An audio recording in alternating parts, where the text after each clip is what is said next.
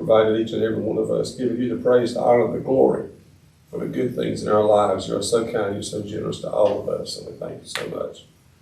Secondly, Father God, I always do pray for remission for our sins because we do make mistakes. And Father God, I do pray for forgiveness. And thirdly, Father God, every prayer I bring to you, praying for others, praying for the sick, the distressed, the oppressed. There are so many of your children who are in need, Father God, and I place their care in your powerful divine hands. You are the great physician, the great healer, the great counselor. You are our rock, our fortress, our foundation. You are our salvation. I do pray for others. And now, Father God, I just ask that you bless this assemblage. Have the things that we say and do be pleasing in your sight here today. Give us the wisdom and the direction to carry our county further into the future in the best way possible. Father God, these things I humbly pray in your name, in the name of your Son, Jesus Christ, our risen Lord and Savior. Amen. Thank you. Now, before I turn it over to Devin for a time, he'll be speaking to us about Enterprise Rent-A-Car. It's a fleet management service. This is something, if you recall, that's in our CIP, which is the vehicle replacement plan. It has been a great little program where we've been able to replace a lot of vehicles by buying them annually and replacing the fleet over time. This is a different alternative. It's a leasing type program. It is gaining popularity throughout the state, probably throughout the country, because of its manageability and affordability. It's usually a pretty constant cost throughout the program. This is pretty informal. If you have questions at any time, anything that Mr. Devin says or anyone else who's speaking throughout the day, please speak up. Ask the question. That's what we're here for. We want to share the knowledge, give the answers as asked. If there are no questions, I'll turn it over to Devin. First off, I appreciate everybody allowing me to be here today. I know I have a short window, so I'll try to run through this. Like Kyle said, if there's any questions, please just ask me right away, and I'll try my best to answer them to the best of my ability. The gentleman had questions about who we are partnering with so far. So we have 80 out in the state right now between counties, cities, and towns. Jones County, Onslow County, there are a few of them. We just recently partnered with the city of Rocky Mount. We're in talks with Lenore County. I'm in talks with Granville County. Like you were saying, there is popularity throughout the state and the country with partnering with governments. There's a few reasons for that I'll kind of explain in just a little bit. Right here is just the circle of products that we offer. So we offer just about anything dealing with the fleet. So we help with acquisition that we'll talk about in just a second. Funding, licensing tags, any aftermarket equipment that comes with sheriff's vehicles or any public works vehicles. Anything with that, we're able to help out on you all's behalf. So that's one less thing that you all have to deal with. Most importantly, our resale when it comes to vehicles is how we really start to chip away at the overall budget with a proactive cycling plan that I'll talk about in just a second. To talk about the resale for a second is everybody knows Enterprise Rent-A-Car. So with that network of dealerships and auctions throughout the country, we're able to sell vehicles usually 8 to 10% better than anybody else because we are so well with it. We have an entire department whose only job is to find the best buyer for these vehicles, which for you all means more money back to the county or back into the fleet. Does anybody have any questions about any of these products before we kind of get rolling?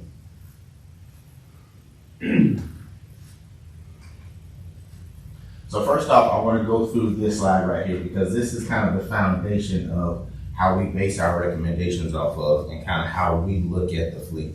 So everybody knows when you first buy a vehicle, when you drive it off the lot, it loses 15 to 20% of its value. And then the more miles you put on it, it's not worth very much.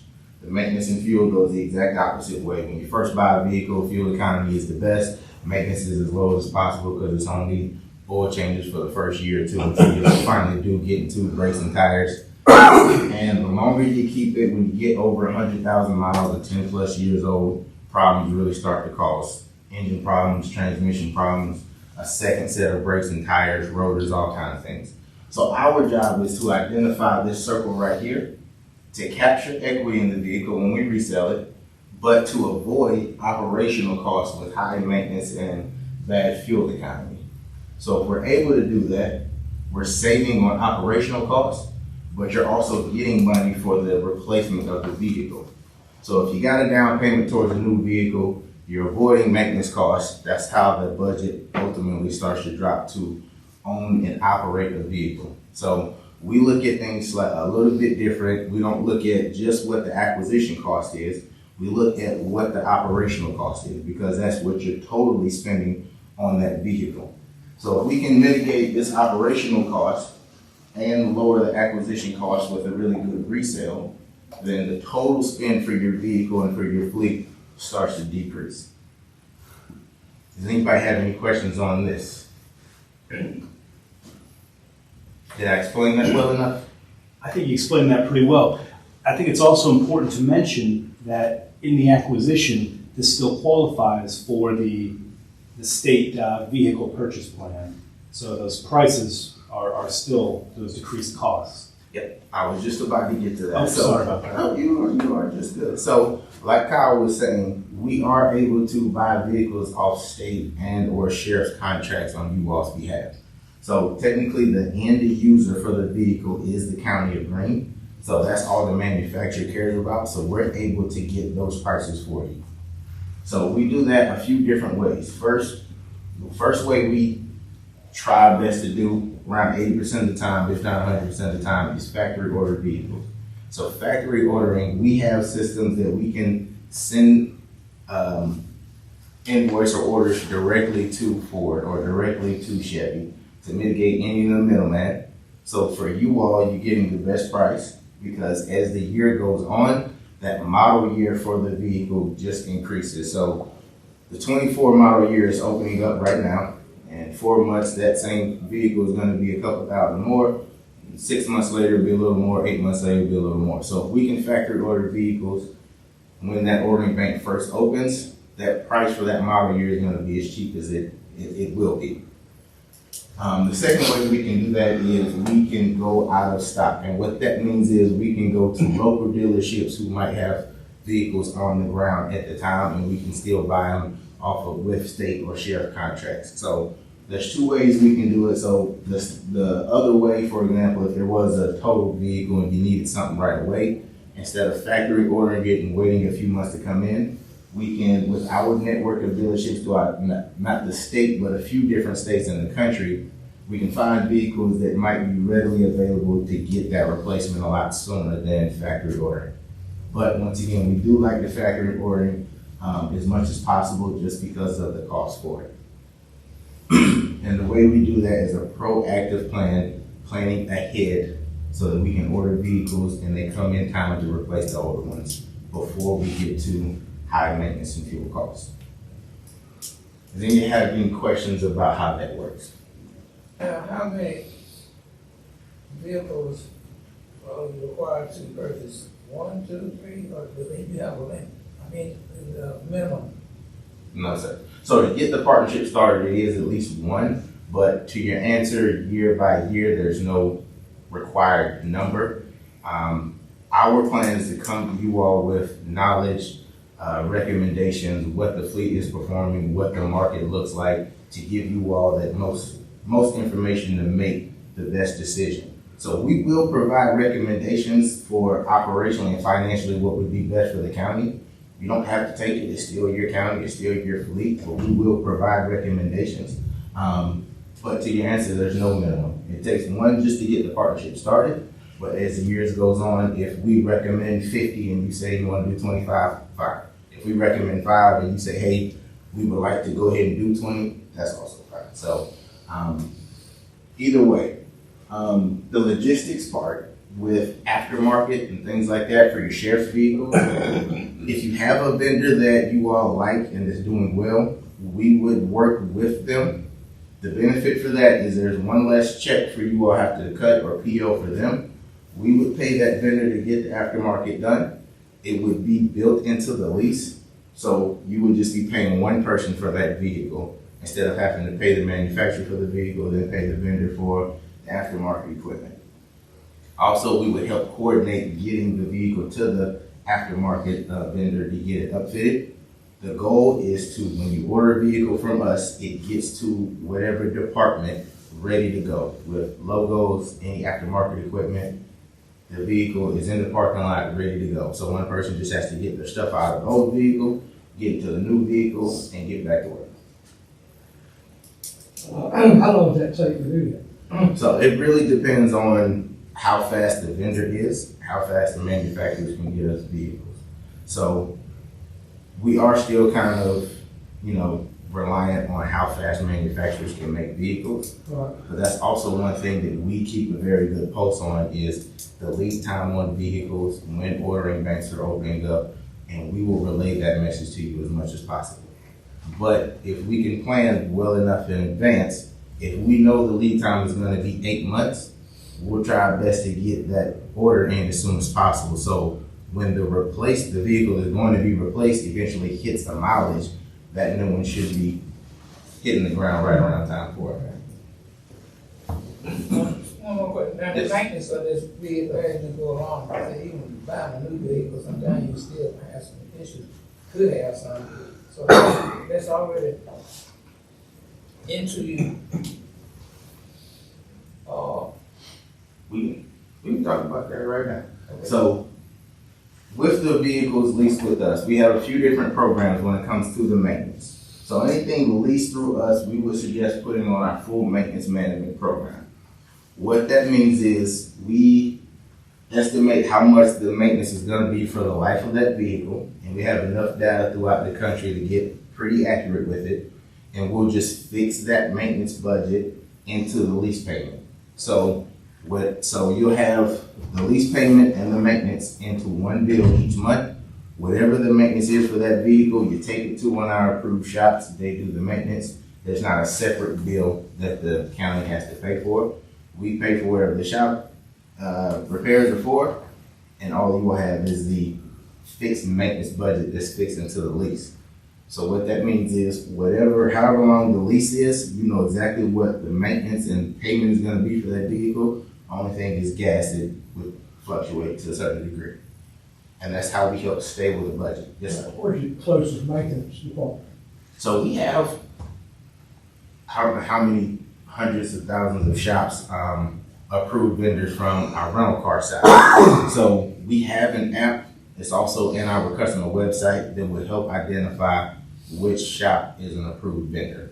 So I think we looked it up last time. There were a few within a 5 or 10 mile radius of here. If there's any shops that you all really like and want to work with, we do have the ability to try to get them on our system. It sounds silly, but they really just need internet, which some counties don't quite, some shops don't have internet, but if they have internet and they're willing to agree to some of our terms, which is a small percentage here and there, they can get on our approved vendor list, and then you all can use them moving forward. The next piece is for the vehicles that you currently own, and that would be on our maintenance management program. So what that is a pass-through program. So they still take it to one of our approved vendor shops. They will still do the repairs, just the bill will be added into the monthly payment that's all on the customer website for you to see the invoices. Now, in both cases, with both of these maintenance programs, you get access to our National Service Department. What that is a team full of ASE certified technicians who are fielding calls from these maintenance shops to make sure that the maintenance is done at an accurate price and the right maintenance is done. So it's going to help avoid any upselling on any charges. It's going to make sure that the vehicle gets what it needs and on time. So for your maintenance management program, for the vehicles that you currently own, if somebody took a vehicle to the shop, that shop is saying, hey, it needs 4 tires. Our National Service Department is going to push back and say, hey, can you send me what the tread depth is on all 4 tires? And if they deem it only needs 2 tires instead of 4, they're going to push back and make sure that shop only puts 2 on, trying to get more money out of the county and just adding stuff. We do have a fuel program. We partner with WEX. We got a maintenance call coming in. Sorry about that. We partner with WEX for our fuel cards. You can use the fuel cards in any pump, nationwide. Only pumps it doesn't work at is Costco, Sam's, wholesalers. But you can use them in any shops. The biggest piece with the WEX is the data that we accrue from it. So once again, all of this feeds into our website, and it's data that you all can see, it's data that we can see. What that will help us is keep track of mileage, which will help determine the resale value on it. So we see, once again, if the market is going up for trucks or whatever vehicle, and we have this mileage, we can come to you throughout the year and say, hey, this vehicle is actually trending well. You're going to get X amount of dollars more than what you usually would. Let's go ahead and sell it because financially it would be best to capture this equity at this time. We do partner with Geotab for telematics. It helps with routes. You can get a camera in there to help with accident recreation. It does capture mileage, safety. It does have a driver safety scorecard, so you can see who's speeding entirely too much, braking too harsh, not wearing their seat belts, things like that. This one is definitely optional. Everything up here is definitely optional. We recommend starting with these two and this one mainly because of the data. The WEX program is free. The full maintenance will be fixed into the budget, and the maintenance management is just $10 per car. Does anybody have any questions on any of these? What do you say about the telematics? Can I go back through that? So this one is just a port that you stick in the USB port. And what it does is it helps with tracking the vehicles. Okay. So it actually has the breadcrumb feature, so you can see kind of exactly where anybody is going. If they're, Okay. you can do what's called geofencing, so you can put a geofence around the county if you want to, or area, so you'll get notified if a vehicle is going out of, exactly. So there's just a handful of features with this to help with tracking vehicles more. Well, what's the difference in the pro package and the base package? $1 a month. No, it's not, and this is government pricing. So the base package just gets mileage capture, the breadcrumb, and those are pretty much the only two. The pro package will get you the driver safety scorecard and the accident recreation. So to go back one slide, here is the resale piece of the vehicle. So like I said earlier, we got a team full of people who are dedicated to just selling the vehicles to the right people at the right time. We got people across the state, across the country, and that's their only job. We do sell to direct dealers the majority of the time because that's who gets us the most money for it. During COVID, auctions were doing better, so whichever one is going to get us the most money for, that's who we're going to go to. And once again, our team has a very good pulse on how the market is going and who's buying what at what prices. And so that's who we'll sell it to get the county as much money as possible to go back into the fleet, or the county if you would like.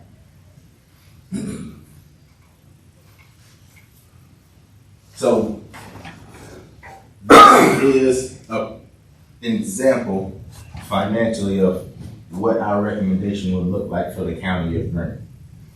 So ultimately, kind of make this pretty quick, I know a lot of salespeople will come, let's take solar panels for example. They say, hey, invest $25,000, $30,000 to get these solar panels and then you'll save it over the next 50 years eventually, right?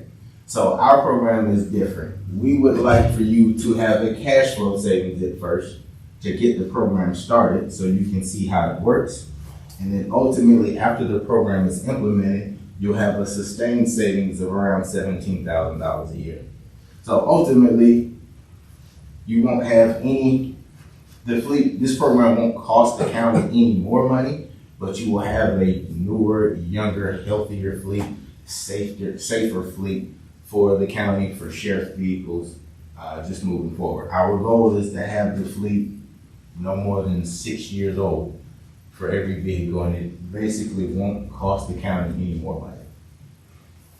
mileage, what's normal mileage when you start to really cycle them back out? Very good. Years or whatever. Counties operate two different fleets what we look at it. The county vehicles are gonna be handled different than sheriff's vehicles. We know sheriff's vehicles are gonna do more mileage and harsher driving. So they will be on different terms. County vehicles will be on a different term. Now, we know counties are doing lower mileage, so typically we would do 100,000 miles for like a construction company.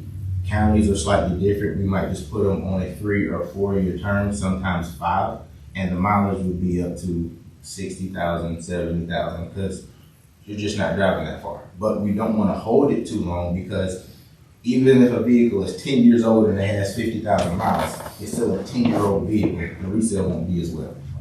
So each vehicle will have, each, I guess, department or type of vehicle will have a slightly different term based on the resale value at the end. So we kind of work backwards. What is this resale going to be for the vehicle in X amount of terms, and then work going that way.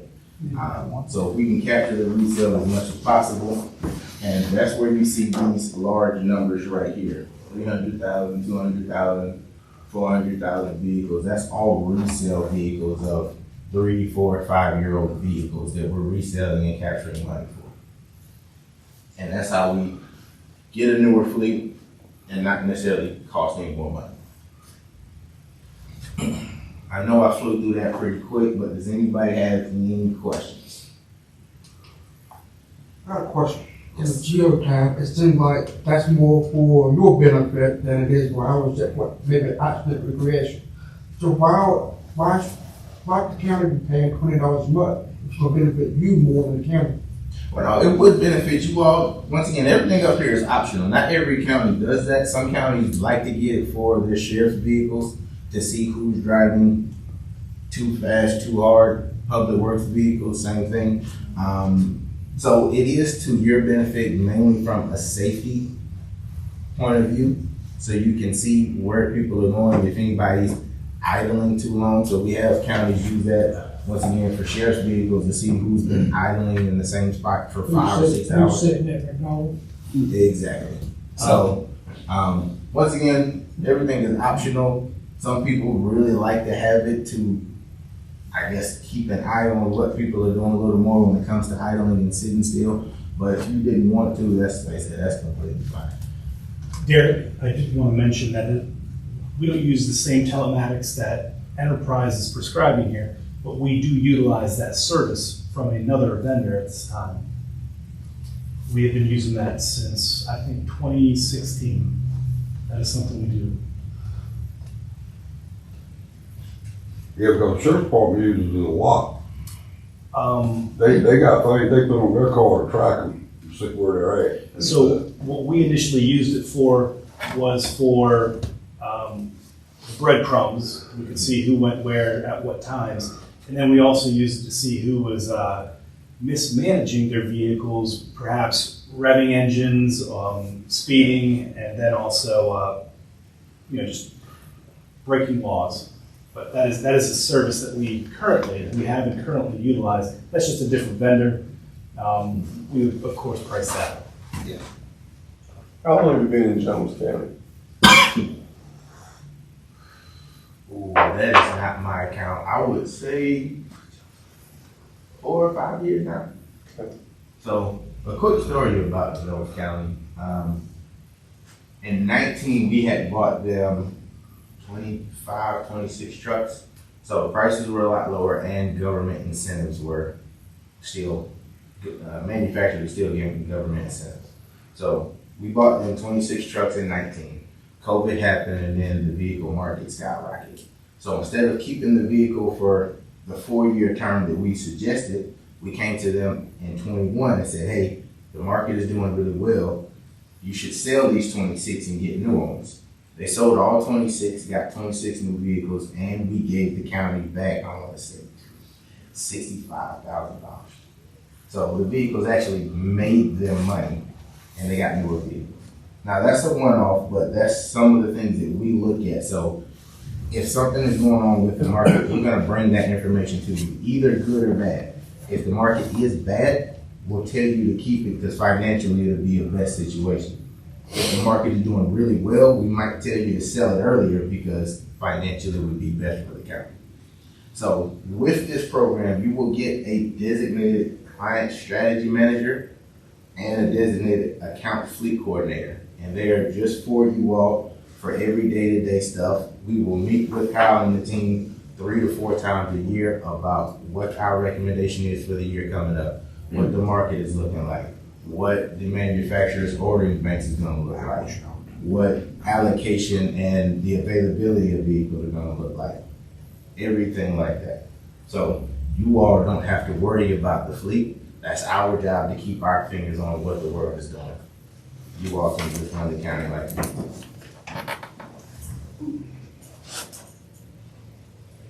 So if something happens to a vehicle, we have to take it locally, or them dispatch it through your network, or do we have to go through Joseph? So once again, we have a lot of vendors in the area in the county that's on our shops. Once again, if it's not an approved vendor, you can still take it to them. It would just be an extra step.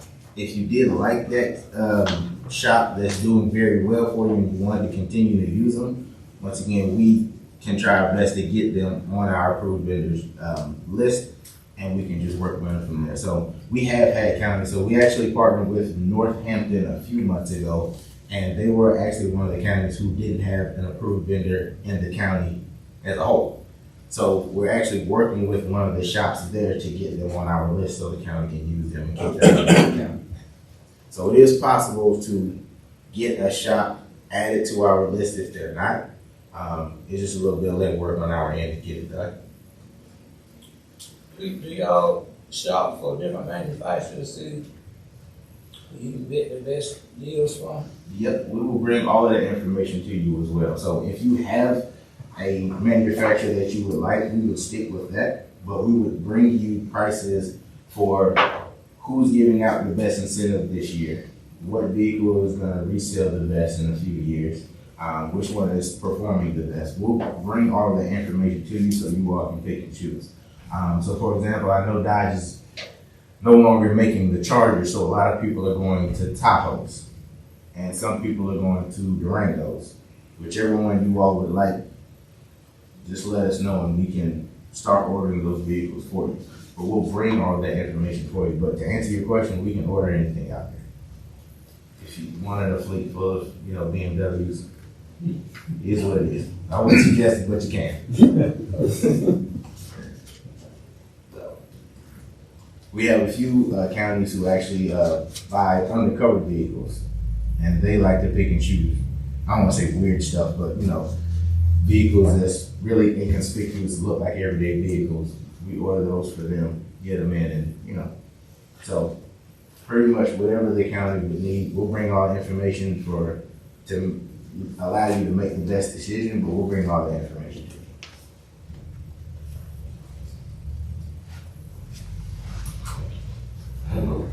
Good deal. So I did want to address one thing, like Kyle said, about leasing. So the reason leasing is best for counties, instead of having to pay $40,000-$50,000 for a vehicle that 1 year, if we lease it, it cuts down the cash flow and allows you to get more vehicles throughout that year to drop that operating cost. The only thing with leasing, it's not necessarily a bad thing, but I want to be clear, we technically hold the title to the vehicles and it's registered to the county. The only reason for that is two things. It allows us to do the registration and stuff for you. So we will do the initial registration. We will do all of the renewals and things like that. You still have to get it inspected, but we will handle that from the DMV, so you all don't have to deal with the DMV. The second piece goes back to the resale. If I hold the title, I don't have to sell it on Gov Deals or try to bid it out. I can sell it to whoever's going to get the best value for it, the best value for you all. So instead of going to Gov Deals and getting whatever they got, I can shop it in North Carolina or South Carolina or Tennessee or whoever is going to get me the most bang for the buck to give back to the county and back in the fleet.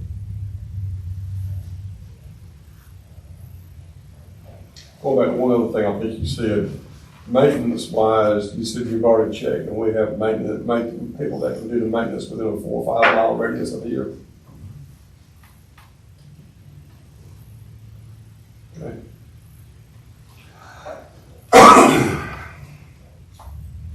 Will this be put in place in the next budget?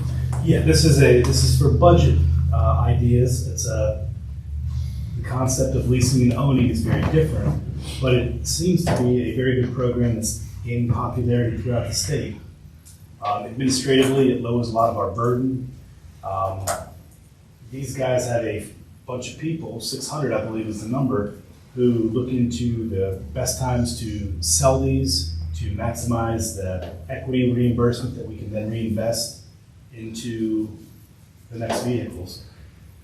I just wanted to let you have this information. Call your friends, call your commissioner comrades, Jones County, Onslow County, get their takes on it. And we've got a few months, we're working through budget, we're about to begin that process here.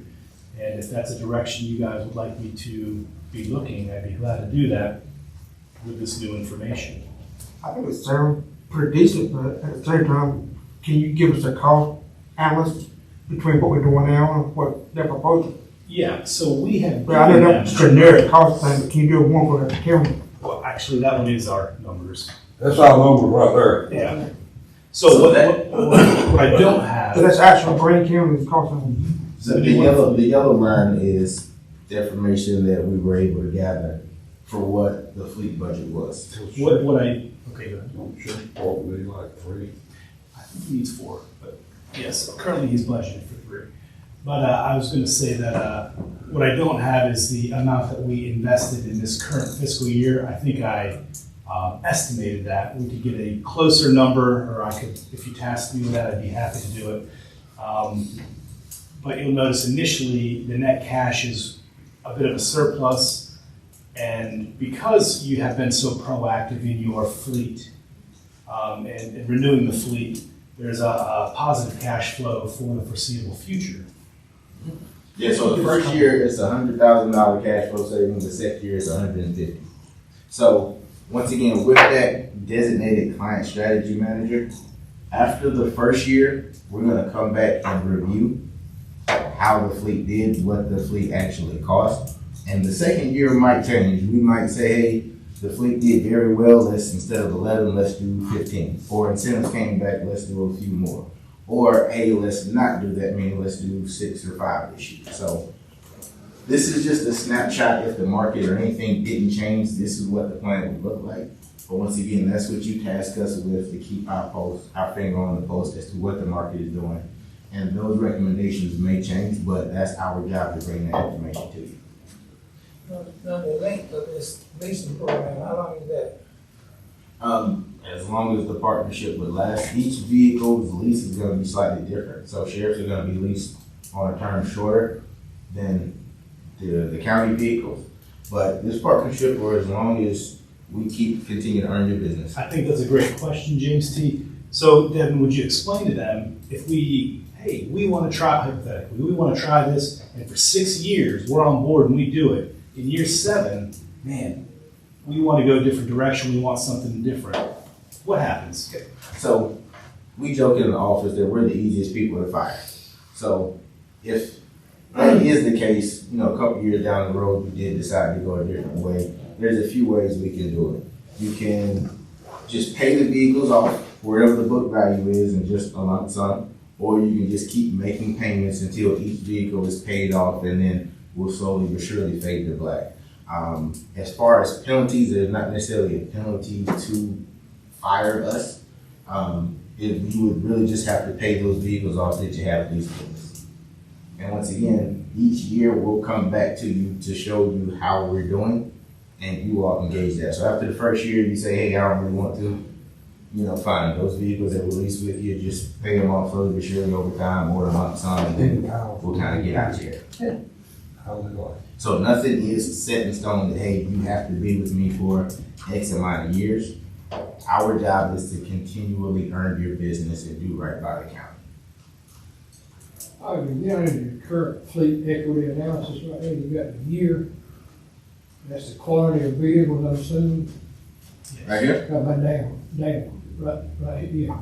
So these are vehicles, these are your vehicles that we would suggest replacing over those first 5 years. Okay. So the first year we will replace 24.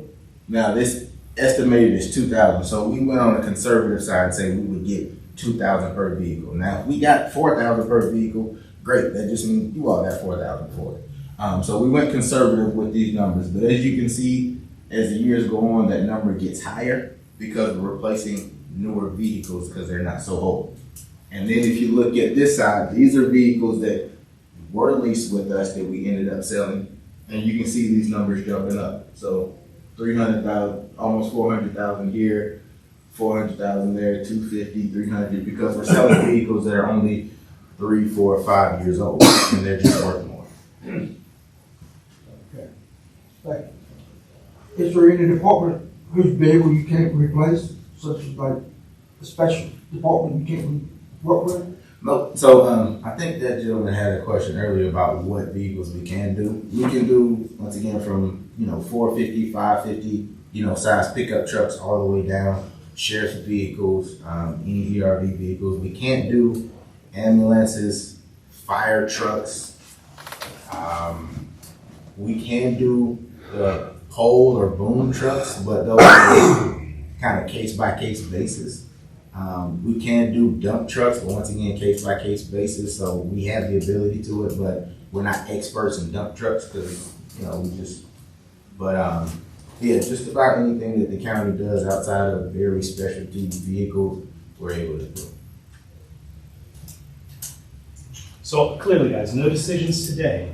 Just Right. wanted you to, have this information. We have Devin's contact information. We can contact him as questions arise, as you have different thoughts and such on this topic. But just I wanted to present the opportunity to you because, like I said, it's gaining popularity and Can you give us a couple of cost estimates? sure. You want to email it to you or you want to just keep that? Just email it. Gotcha, we'll do. Do you have any other questions for Devin? Devin, did you have a question? I don't have any questions, but I have an observation, a concern observation. I like the sounds of the program overall, I really do. But I'm very protective of local businesses. And we are a small county, small rural county, and we have local businesses that we use for our services. And I would just make a comment that I would certainly hope that we would be able to work with these small businesses so they can continue to have a revenue stream as they currently have today with the county. Protecting our businesses, protecting our people. Based on what Devin said, I would reply that, our neighbor 2 counties down Jones, they didn't have anyone in county, but they are working with vendors in county to make them partners. So if we don't currently have one, we can create that partnership. Would like to. That's my only thought. That's why I asked if we could take all of them. Yeah, we can get a maintenance in the county. Once again, if the shop is not in it, we'll work to get one in here. If your vendor for any aftermarket or signs or anything like that is in the county that you work with, we can work with them as well. So we don't want to take any money out of the county. We would like to, if anything, give as much money back to the county as possible. Is there any cost to these local shops to get in your network? It is a small cost to it. Now, I'm not entirely sure what it is. I can't get that number, but what it is, once again, they have to have the internet to get what's called a system called Auto Integrate that allows them to talk to our National Service Department in St. Louis. It's a small fee for it, but the idea is if they get on our shop, they would be getting more business from the county anyway, so ultimately it would be a net positive for them. Thank you. Thank you. Yeah, thank you. Appreciate everybody's time. Thank you, Devin. I appreciate getting your jump drive for you here. I appreciate it.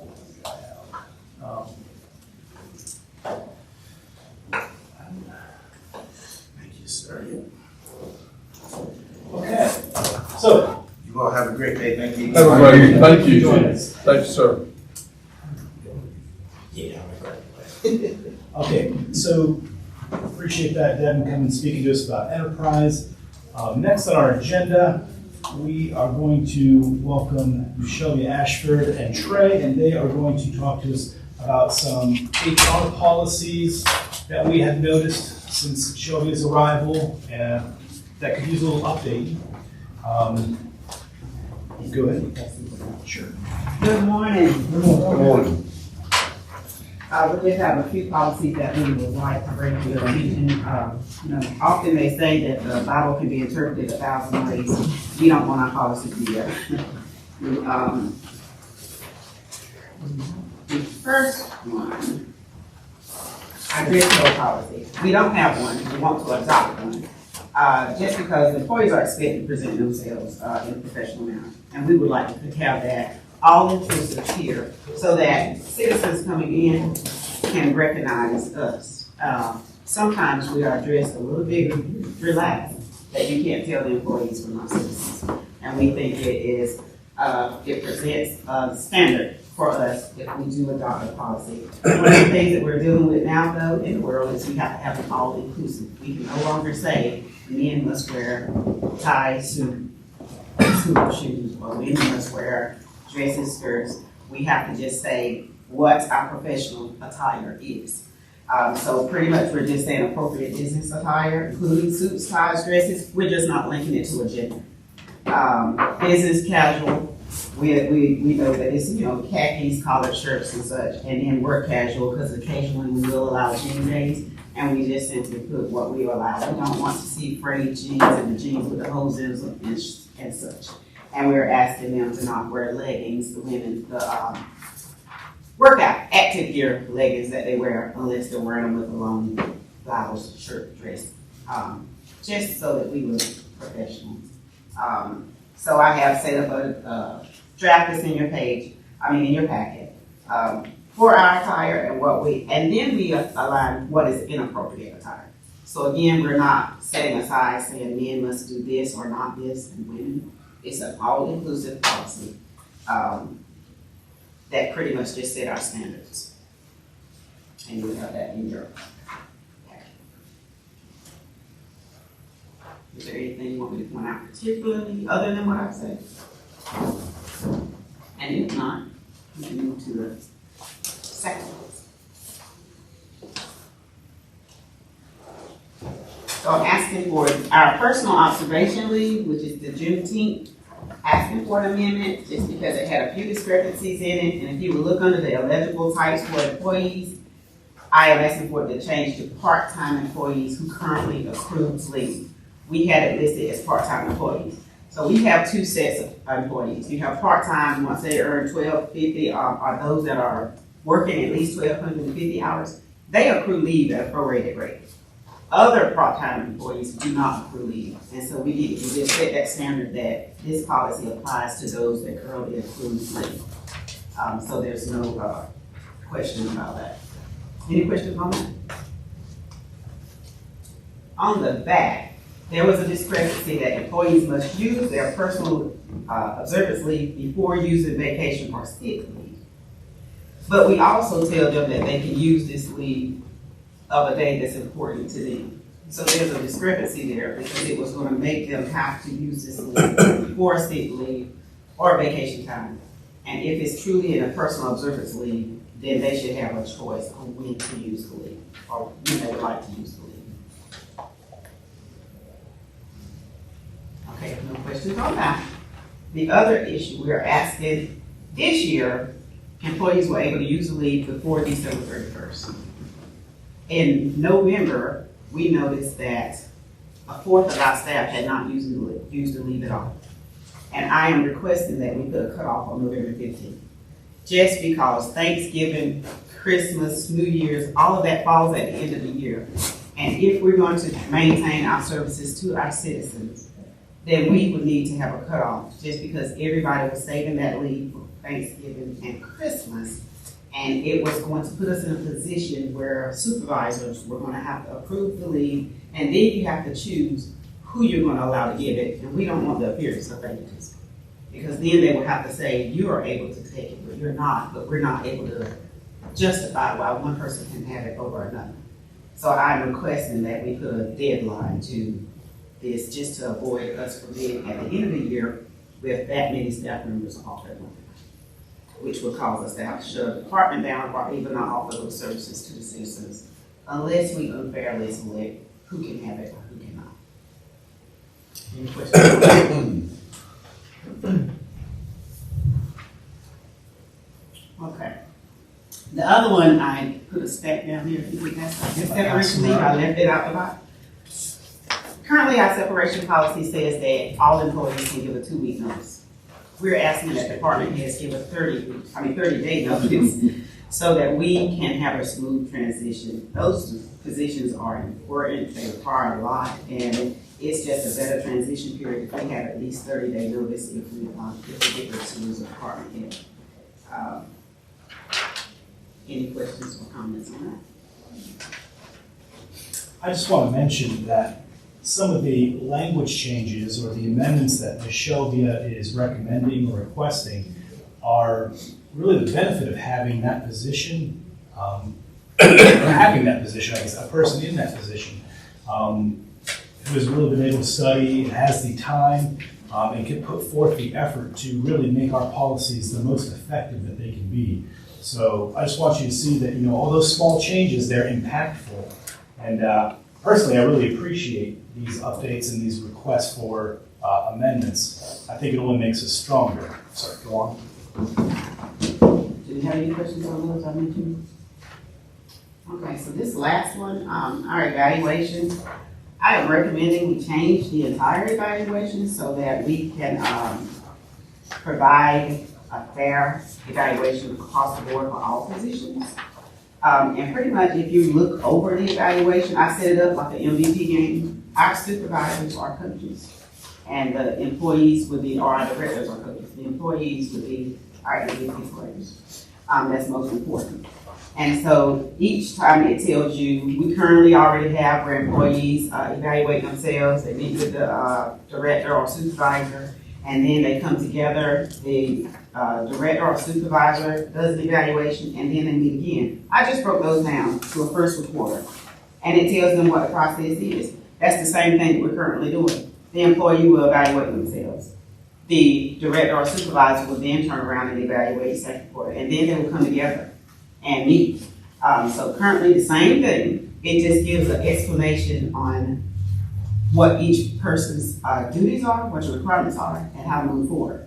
So it explains your scores. It gives you each thing that they're being graded on for adaptability, creative innovation, cultures and values, decision making, and it gives you a definition of each one, and it defines, you know, whether they're significantly below, and that'll tell you what they're doing or not doing that will cause you to rate them at. So it helps make the evaluation process clear. And if you are looking at the evaluation on the very back page of the actual evaluation, because the one we're looking at is later, at the end, when you give everybody their grade, they will get a total score. And we're asking that we can include a merit increase so that we can try to move our employees through their salary grade. It doesn't change their grade at all. They're already, whatever their set grade is, it just allows them to move through the salary grade to reduce compression. Because currently we're having each year, the positions, we may get a COLA. If we get a COLA, employees coming in are coming in making just about what the employees who've been here 4 or 5 years are already making. So it causes compression. And so if we adopt a merit increase, we can come back at a later time so we can put a value to those, but usually it's 1%, 2%, 3%. The majority of your staff will be at 1%. You'll have a few that will fall below. But this right here gives them incentive to work harder, to work better, to be proactive. And then you have those we call superstars that consistently show that they go over and beyond what's expected. You're not going to have many in there, but we do have some. And it gives them recognition. It's going to increase employee morale. So this is just a positive if we can do that. But it will also help decrease compression and allow them to continue to grow if they desire to. You may have some that are satisfied with doing just what they're doing. But you're gonna have many that's gonna continue to work, and the majority, again, will stay at, meets, which means they're simply coming in and doing their job. And that's where the majority will be. But you will have a few that will exceed expectations, or, what's my other one? Exceptional and outstanding. So you're gonna have those, your average coworker, your average employees will always come in, they're simply doing their job. You know, we may say 1% increase, and that would be in addition to a COLA if that is approved as well. And then you may have those that are above average. And then you have those that are outstanding, but again, that would be very few. But it is broke down that you will be able to easily grade, it will not be any favoritism or anything, because you will see who is doing what that would cause you to implement. Before we even put it in place, those have to come to me so I can evaluate, and if we have any questions or the documentation is not there, we're gonna send it back, and let's talk about it. Do you have any questions on that? With a merit increase in the COLA, Yes. would that be coming at the same time, or? We can. Typically, we do evaluations at the end of the year. So the evaluations could be tacked on at the very end of the year, or we could, evaluate them at the end, and then put costs of living and that together, so we'll know what to do. Because we evaluate typically in May. Right. If I may, Ray had a good question. He said, hey Kyle, if we do COLA for fiscal turn, and this is a recommendation for merit, how do we get these merit increases for our performers into the budget? Well, there's two ways that I see it. One is that you give an allotment of money. You know, here's X amount of dollars for those who qualify for merit. You know, up to this amount of money, and then at that time, we implement it. Or we can rotate our evaluations back a quarter so that we know how much we need to be asking for in the budget. There's probably more ways, but those are two very, very easy ways for us to do that. Just wanted to. Any questions? Ms. Ashford, can you talk about your exit surveys and the responses you get when an employee? Typically, I try to do an exit survey on all employees leaving, and I have done quite a few since I've been here almost 6 months. And in those, 80% left because of pay. And there's some other questions that they can select, but 80% left because of pay. Now, I do tell them, keep in mind that, you know, you can't keep us compared to Wayne County, Pitt County, they are larger organizations. But some of them didn't go to those large organizations. So I just want to point out that several of those that have left, and we've had quite a few. And I have to do 2 exit surveys next week. But one of their leading reasons is because of that. I know this just showing evaluation of the merit statement that the old one had. We're keeping the same percentage, or we're back? I'm gonna go with the recommendation of the HR director. That's why we hired her. What was the question? And we're on the back page? On the old evaluation, we have the statement, if you get a certain score, you qualify for this amount of merit base. Yes. That's been taken off. So are we gonna change that too, or revise that too? So I do have the scores where it will fall. I just didn't attach a percentage to them because I wanted to see if we had buy-in and then how we would move forward. If it's gonna be a allotted amount of money, then we will have to go in and estimate if the average amount or 75 or 80% of our workforce is coming in, let's say at the average, which would be, let's say 1%, then we can put a monetary value to that and then try to estimate. So we would have to go in and estimate approximately a percentage of who we think would qualify for average, above average, outstanding, so that you would have a total that you can approve if we go that route. So that's why I haven't put a percentage to it. Typically, it's 1%, 2%, 3% is what you would normally do. But if you gave, for instance, $50,000 and say, okay, we're capping all of it at 50, then we have to go in and look and see if 80% of our employees are at average, and we gave them 1%, this is going to be this total amount. If we move forward and say May, we put these in place and everybody's doing evaluations at the end of this fiscal year, come May, if that's when they're due, we can see how many we're gonna have an average, how many we'll have above average, how many will be outstanding, and then we definitely will be able to come in with a value.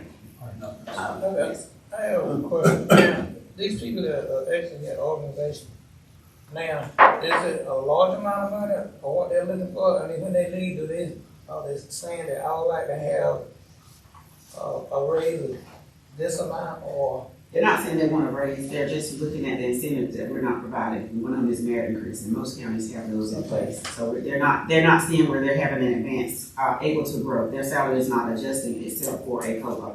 So they're coming in and it's almost like we're just standing still unless a COLA is in place. So we just got to get some incentives put in place so that we're competitive with the other counties around us. And most counties are offering merit increases on a yearly basis. So, I know that merit increases is a kind of a slow process. And if we could come up with something to kind of help keep these people, because, when you lose a person, sometimes, you're gonna lose, they're kind of gonna lose if you got to train a person and get them up to speed for replacement. So if some of these people, if we could figure out a way how to retain some of them or keep them from leaving some way or another, knowing that we are trying to get on the right track for the merit increase and stuff like that, is there anything that we could do to help keep some of these people? That's what I'm going to get. This is one way. Definitely we're trying to add those things and bring them in. And the other way is step increases Yes. that county commissioners took from the employees back in the day. Some counties are bringing I that think back. when you've been here 3 years, 5 years, 10 years, 15, 20, you should be able to keep those employees, because when you get a year with the sheriff's department, you can leave and go to Greenville and make almost $20,000 more a year, just because you got a year's experience. If we have something that will say, hey, you stay here 3 years, you're gonna get this percentage of an increase because you've been here for 3 years. 5 years, 10 years, 15, 20, 25. Don't need 30, because when you get 30, you need to be able to retire anyway. But at least, give them something to look forward to as we go through the years. We had that at one time. Right. The market is getting tighter and tighter for it. Everybody's looking for good Yeah, employees. state used to have that at one time. So- So wait a minute. They're bringing it back slowly. We got several counties that have adopted it or is coming up with adopting it. And then we have several of them that are now doing another salary study on top of one. So If they're you going to come up do around. good work and really hustle, you need to be rewarded. That's what I look at. Yes. I don't give a step increase just because you sit in that chair for 5 years. Right. But we have to, longevity is important because it costs more to come in and train a new employee than to keep the one that you have. I do have one small observation. I've heard you say several times about the average above average exceptional 1, 2, 3%. Why does it say 1.5 on the paper? 1.5, 2, and 3 instead of 1, 2, and 3? I was giving examples. But now, you say 1, 2, and 3, but then you've got it printed 1.5, then 2 and 3, and I just like things Are to we be. saying what part on the paper you on? Page 3, that bottom one that you've referenced several times. That was me giving an example of, Yeah. and that's why that's down, it's on the example. It can be 1.5, 2, 3, it can be 1, 2, 3. But it's not up to me to set the percentage. So I just put it down as an example so that they can see that we would have that time. Okay. Thank you.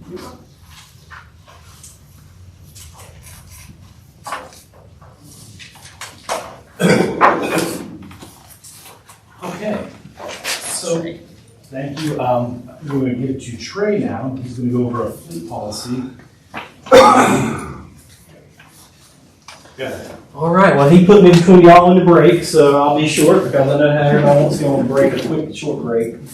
So Commissioner Burris asked the manager to come up with a vehicle fleet policy. Oh, it's up here, sorry. So me and Let the me county. correct, a vehicle assignment policy. We ought to have a fleet policy. Right, so that is inside the fleet policy. So me and the county attorney and the county manager and a few others have been working on looking at the other counties surrounding us and in eastern North Carolina to see what their policy says and make sure it fits what we have currently going on. So in a couple counties we found that they really don't have a policy. They were kind of like us, were spread out in multiple places.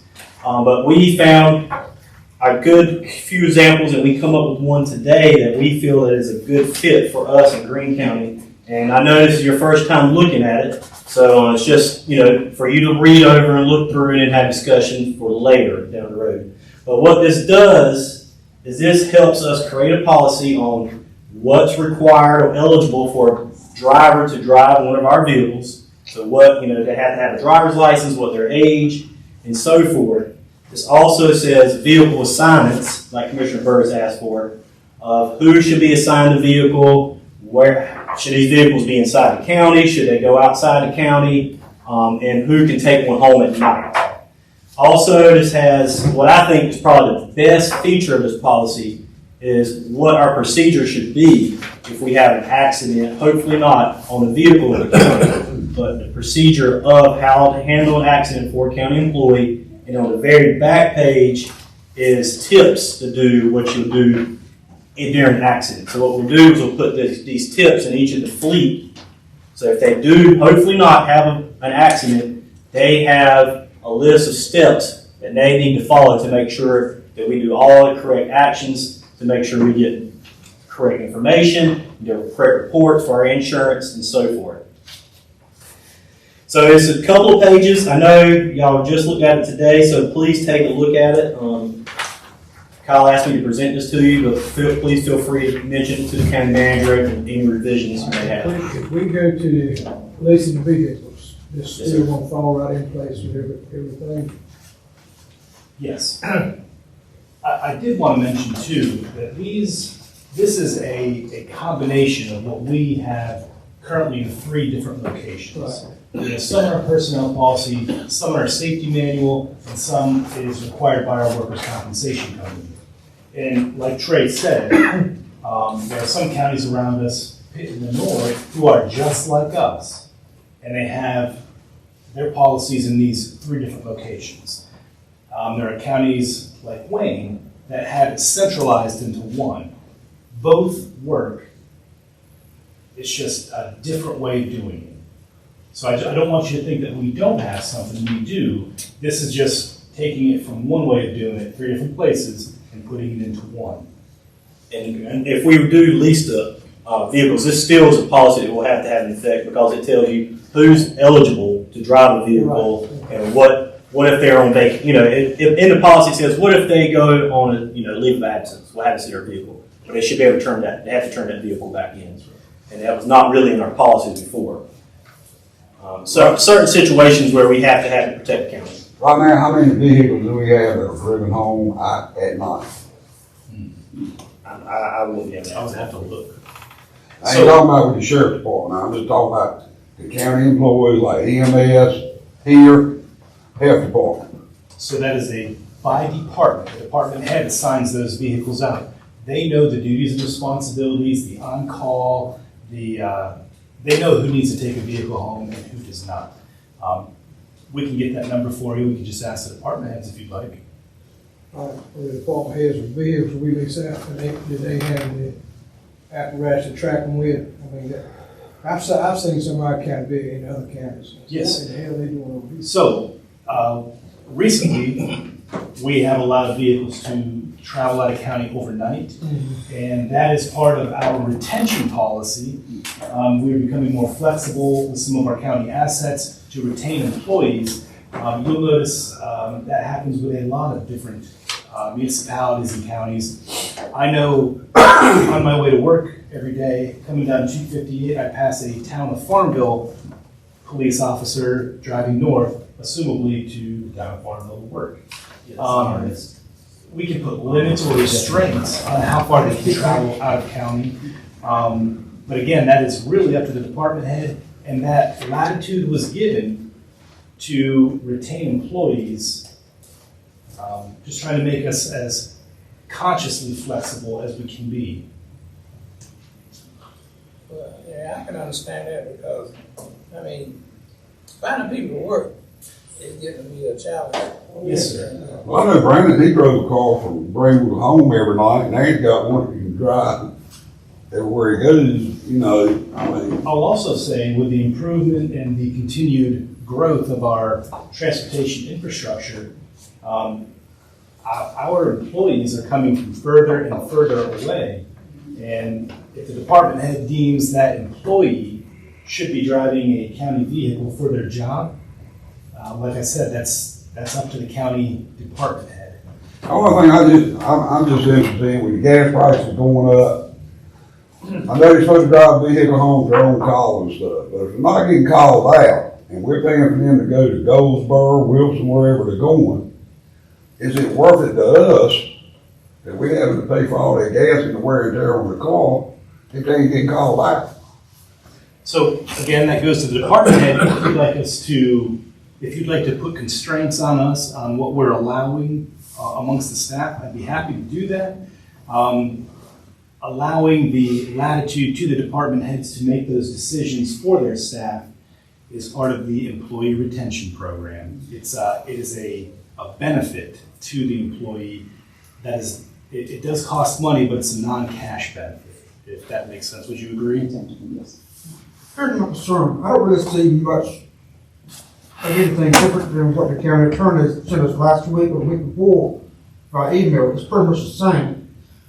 My concern with this vehicle is Summit products. We have, it's being left up to the department director.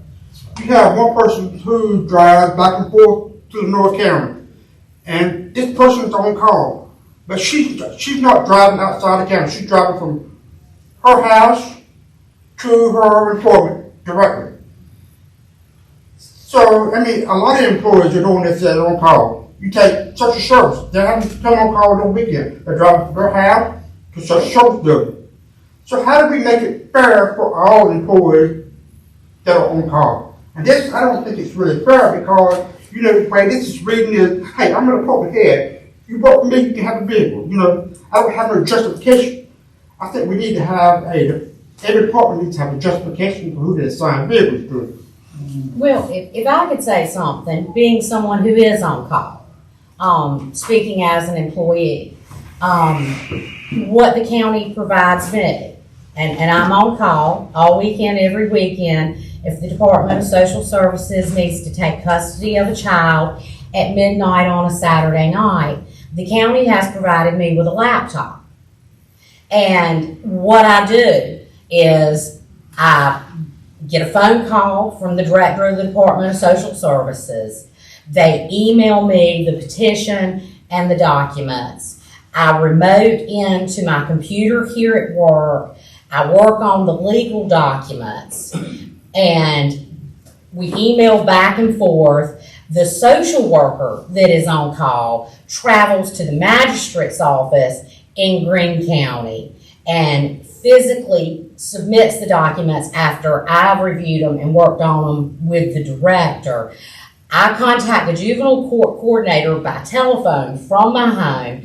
She gets a judge. We get a judge on the phone with the magistrate.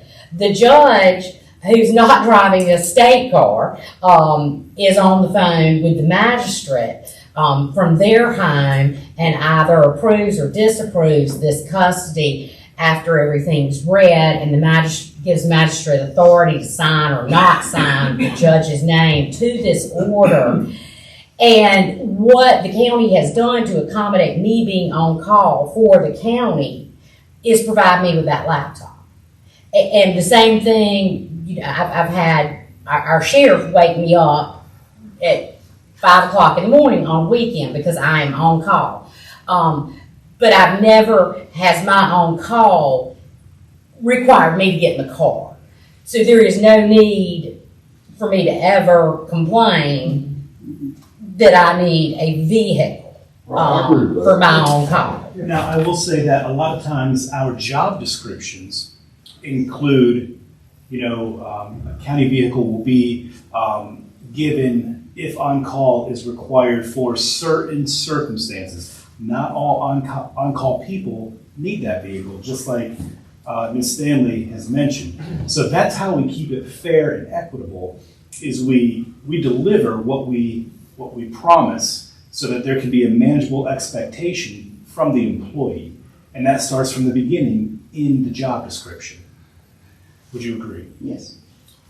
And another thing, I'm saying, like, you never know when these people gonna have to go out on call. Well, You never know, it's not something that you can tell when it's gonna happen.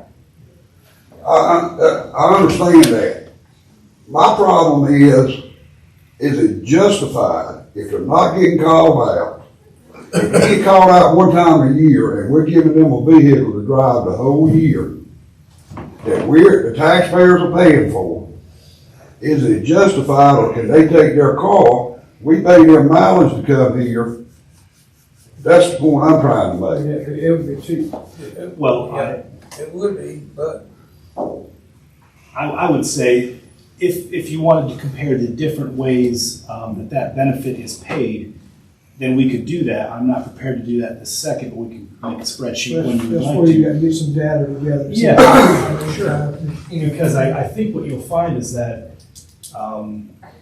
it all costs, it's just we're paying a little bit differently. There's a cost associated with the different ways. Also, go back to something Commissioner Johnson said, are we allowing these employees to take the vehicle out of town to their own home, or are they having to do like the years past, park it at the fire station, or what? No, Is that in the policy ever?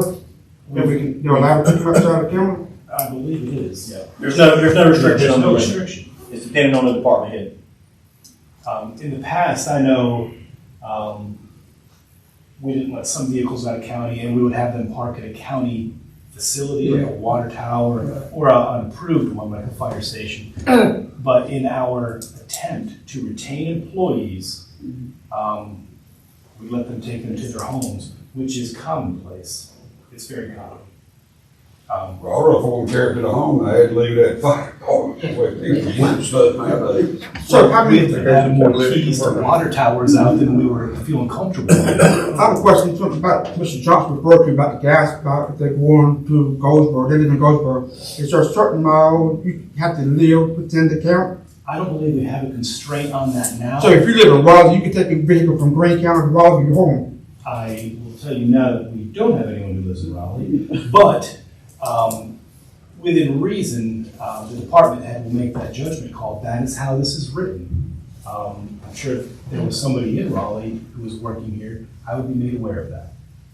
But you can put a constraint 30 miles, but then again, all I'm saying is, all you're doing is restricting talent. You're restricting access for the county. I know the state has a certain amount of miles you have to live wherever what area you assigned. If you're assigned in Greene County, you got to live within so many miles of Greene County to work here. The same thing was with the police department in Greenville. You had to live, I think it was like 20, 25 miles from Greenville Police Department to drive a vehicle home. We can put that in if that's something you'd like to see. Remember, this is just an idea. Right. Just as Derek said, and he reiterated from me, this is just combining 3 separate places to one policy for vehicle fleet. Nothing has really changed, but we can, as we move down, as you read it, become more acclimated, you can see some of the things you want added to it or removed from it to get comfortable. And if you want, we'll accept it. We'll bring it to you with those changes and such and ask for it to be approved. And the reason we're bringing these to you now is for you to review them and then talk about them, think about them, and No decisions today. let the manager know of your recommendations. One thing about the vehicle assignment clause, I agree it should be assigned by the director of each department, but we need to have some sort of justification or guideline that the director can follow, That's something I think we need to add. If I'm not mistaken, there's a justification process. We'll make sure if there's not, that it is included, okay? Yeah, Commissioner Burris, on page 3, C, vehicle assignments, it says county vehicle may be assigned to an employee who regularly requires vehicle transportation in the performance of his or her duties and requires the use of the vehicle in off-duty times for frequent in-call or call-in for emergency purposes. The assignment may be regular and ongoing or for a certain time, such as weekly on-call duty. So I think, and if I could just chime in, for example, the Department of Social Services, they assign their vehicles out and they justify it by those that are on call for that weekend. So it's not assigned to a person, it's assigned to the job. So whoever is on call for that weekend or that evening, in case they get a call to pick up children, that's who has that vehicle. And they do have to, at And I the end of understand. that on-call period, turn the vehicle back in. Yes, That I don't have a problem with. yes. My problem is with somebody, because they don't know when they're gonna get called out for a child or whatever. Right. That part I understand. I just want to make sure it's justified because it's already costing taxpayers a lot of money nowadays. Everything's gone up, food, gas, everything, water, everything. And I just want to make sure that we're justified by the taxpayers to do the right thing. That's all I'm worried about. It's very noble.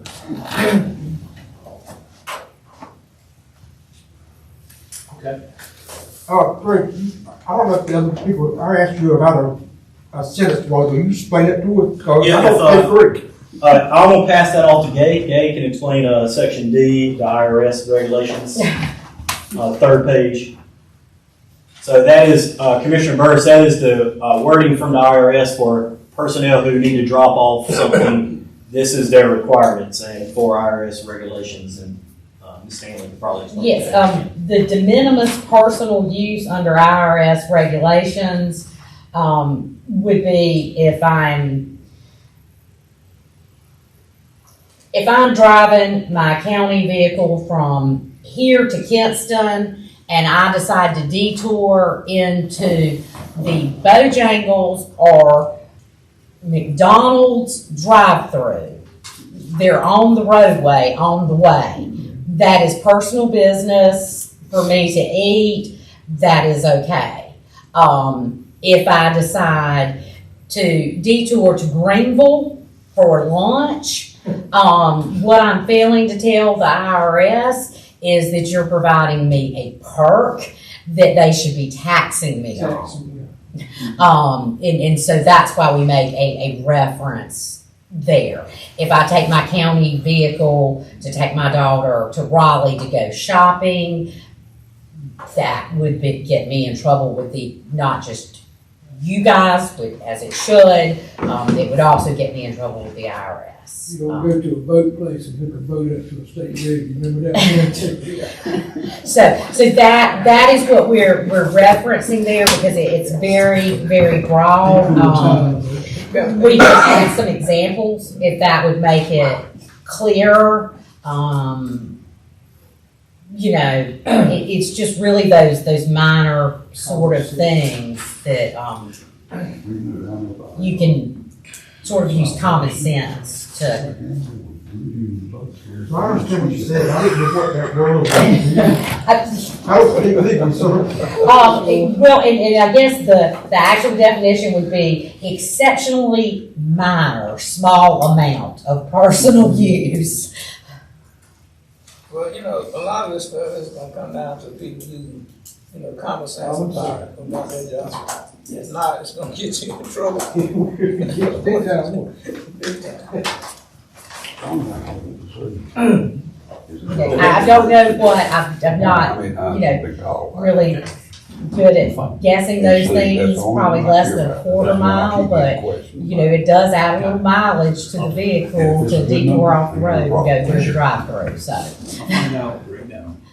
The other ones I don't care about. And the next policy we want y'all to look at and take a read over in the next couple of weeks is a new policy that we want to bring is the public records request policy. Commissioner Burris also asked for one, and that was a great idea on his behalf. So in the past, we have struggled in administration and departments, especially when I was in elections, emergency services, on how to handle public information requests. So this policy gives all our staff the correct direction they need to go in handling the public information request. And what we're saying in the policy is all public information requests should go to the county attorney's office first. So the county attorney's office will review, make sure that she will review the law. Then she will reach out to the custodian of the records, and the custodian of the records means the department head, or if it's say if it's the ABC board they're requesting records for, they will go to their secretary and ask for these records. And Gay and the attorney's office will work through the records and make sure that they provide all the information that's requested and it is legally supposed to be shared. So this is a policy that we need to centralize our information with and make sure that our staff knows how to handle these. And additionally, I believe attached to your back of your form, your attachment is the public information request form. That's a new form that we've made to help citizens write these requests down. Priorly, it was an email or a phone call. They're still acceptable under general statute laws. You have to accept those, but we recommend the public to fill out this form that we'll put on our website to make sure we get all the information we need from them to provide them as much information as that we can. So this isn't hiding anything. This is just making sure that all of our staff know how to handle public information requests. Because we have seen recently, in the past couple of years, where maybe emergency services is doing the request and also the county attorney is doing the request, and they just don't know about each other. They're duplicating work and so forth. That's something we need, I agree with you on that. On this form, why don't we have an option to, if it's 1 or 2 pages, just send it to email instead of having to pick up or send by mail? You don't have the option to send by email? So we can provide emails as well, and it's just entirely up to the county attorney as well. We can add that to the form. This is for y'all's, look at and tell us what you want changed. And I will say with regards to email, I'm completely in favor of that. I just want to turn everything into a PDF because of metadata. If we were to do an email in the original document form, say out of Munis, we might accidentally not even realize we were sending some information we shouldn't, that we redacted but was still contained in the metadata. Somebody with computer savvy could find social security numbers or account numbers in it. I think a lot of the stuff that I sent on email is about last night being answered today, so I'm very happy with that. We work fast. And that's all I have unless you have any questions, Mr. Manager. This going into effect, July, we gonna No. we'll vote on this. If this is something you guys would like to see, this is something we'll continue to work towards putting into effect sooner than that. Remember, this is informational. If it's what you want, we'll put it in quick. Y'all had combined all this from other counties that says So what we found was some did, some did. from the counties that were like us, that had it in 3 different places, it really is just accumulating it into one place, which is like other counties. Now, there are some counties with very large ones, and I call that word vomit, where they say a bunch of nothing across several pages. This is very succinct, it's to the point, it's efficient. Okay. I pretty much got that. That's we can fluff it up if you'd like, or we can leave it as it is. It's pretty much what we had in one place rather than those 3 places. But anyways, if there are no more questions, this is time for our first break, our first little intermission.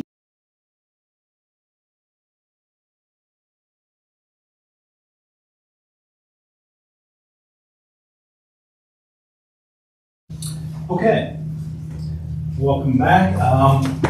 Our next topic for discussion today is our convenience site contracts. It was brought to my attention that they didn't receive increases like salary employees. Some of the language was a little difficult. So we took it upon ourselves to just completely review the policy. In review of the policy, we found that it's actually a very good policy, and whoever authored it was very good at their job. There's some grammar in there that can be cleaned up, but it reads very easily, minus a few places.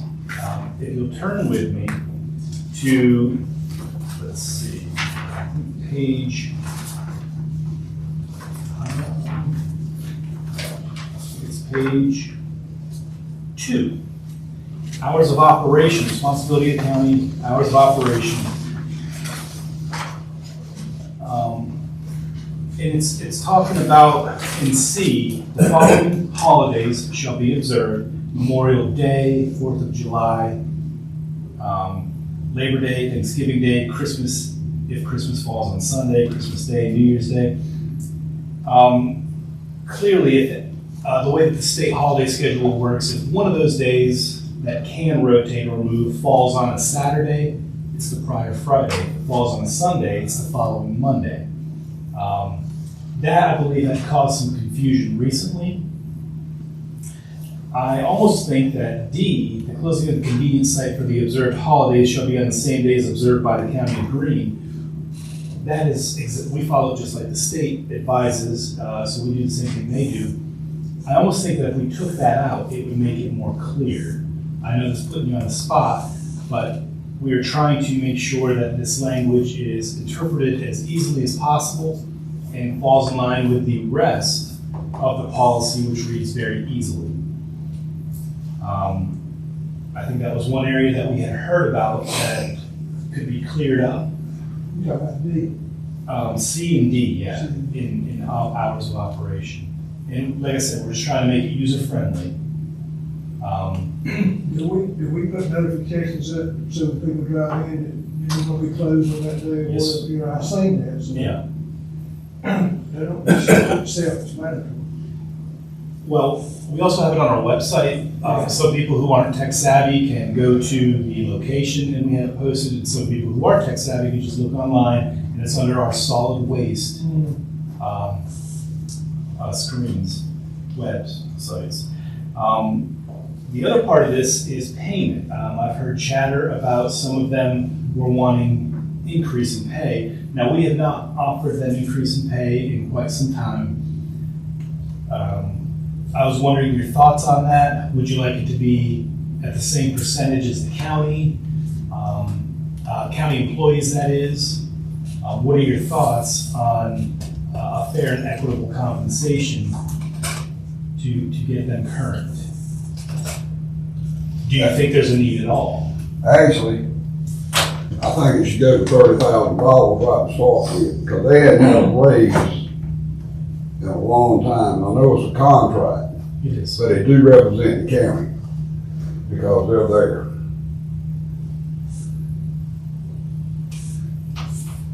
Or 50 hours a week. Yes. 50 hours a week contract, that's, 10 hours, 10 hours, they work 5, they work on Saturdays too, Paul. Yes. Yes. Yes. It's Skip Wednesdays.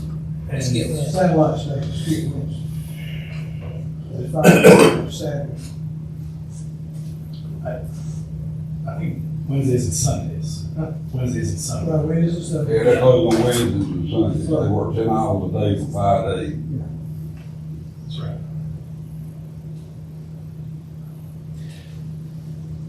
Well, I do know those sites are important to the county, Yeah. and I don't know how hard it is to keep people at those sites working. That's another thing too, is, have, But you got some people that have got the job, then they sub it out to somebody else. So you got to pay them to work there, and then they're getting money too. Well, just like at the one in Maury, he takes Saturday off. He pays that guy $75 to work for him. Cash. He's the one paying the taxes on that money. So it's working out about the same what he would probably make. a little bit less, but he's got to pay the taxes on it, so it's about the same. Because I think right now they're like at $8 and something an hour. It's like 853, sound right? It's 8 something. I would agree, this current amount, this is way too low. I mean, that's low for anybody, any position. So I want to maybe give some ideas and options. This is not, obviously not a decision today. It's informational that we see a need to avoid mistake, scheduling that is, and then maybe try to bring them up to a more palatable cost. One way would be to compare it or to use the same increases, salary increases that the employees got over time. Another could be to do a rate analysis with those around us. Another would be to just pick a flat rate. And another may be to bid it out. There's one thing I would like to add to this, you know, when I go to these trash shops, I go to several different ones because I'm taking trash off from different places. And one thing I noticed when I first turned in, all these trash shops have a lot of trash against the fence and stuff. You know, I think that should be the employee's job, and make sure that the sites are well maintained. I know you just got this, but I believe keeping the site clean is part of the job description. Some of them do a poor job of it, I'll tell you that. Okay, I can mention that to David to hold them accountable. I'll make note of that.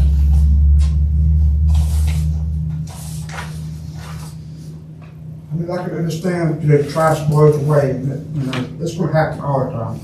But when you got 30 or 40 trash bags at the fence, you know, it kind of looks bad on the county. Okay?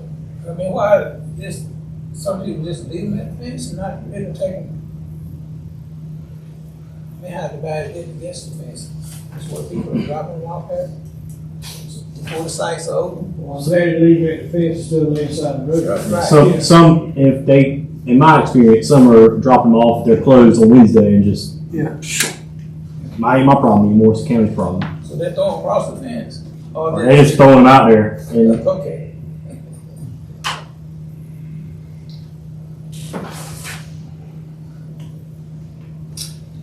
It merits consideration for raising their salary, that the contract pays. It just won't merit that, and we'll discuss that at a later time. It does, I do believe it merits. How did we bid this And out? adjust. How did they bid this out the first time? Did they take bids to run this thing? I don't know, it's been a long time ago. How did that work out? I'll have to look that up for I you. looked at it, We can, but I started. okay. I don't think they just come up with a thing. If they bid it out, that would be bid. I think there was justification behind that salary number, and then they got 6. It's been that way for years. Yeah. It's all I know. Many They years. have raised since you've been here. No.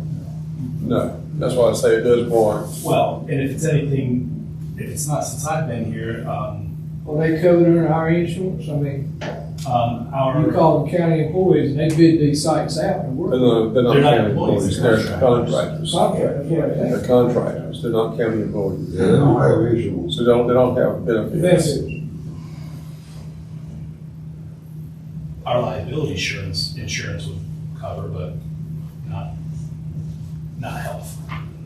Yes.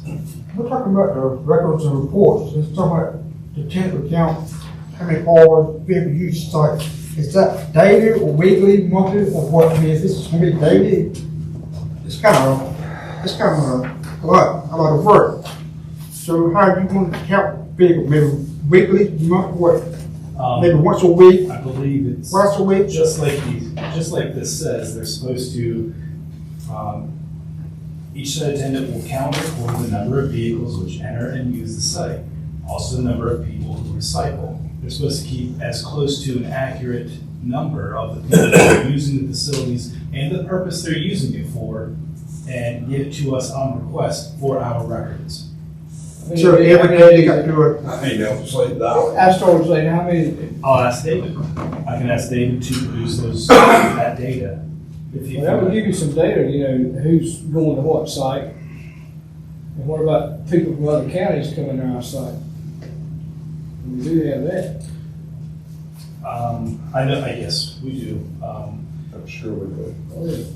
A lot of people that use the site outside the county, they also own property here, so you don't really know if they're using it for personal or for property, you know.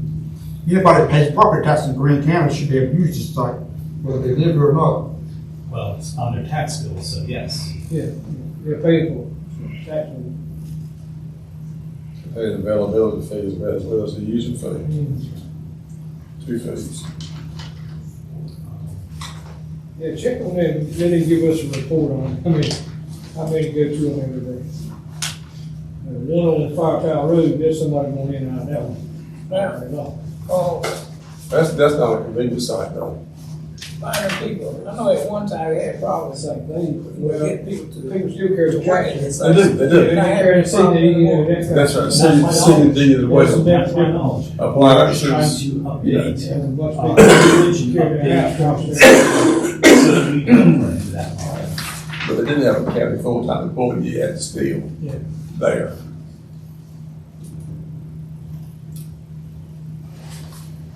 Any other questions, comments on convenience site contracts? The term of the contract is for 1 year. Do you think it should be maybe 2 years? Because, you know, it kind of, 1 year maybe puts the contractor in a bind where if something happens, hey, I'm in fact losing my job, you know?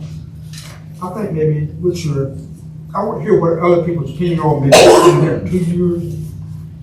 So it would be my opinion that a renewable contract annually is, you know, could be defined as, this is my job until I don't want it, or I don't perform my job as prescribed in the job description. I'd rather leave it as yearly, because see, a lot of these guys are retired, folks, right? A lot of them, so it's not, you know. But you let, once they ever get it, most of them don't let There it you go. go, right, They sure don't. especially, Stay like that. Owned it there for a long long time. time, Yeah. especially with this, you know, with the pay getting up,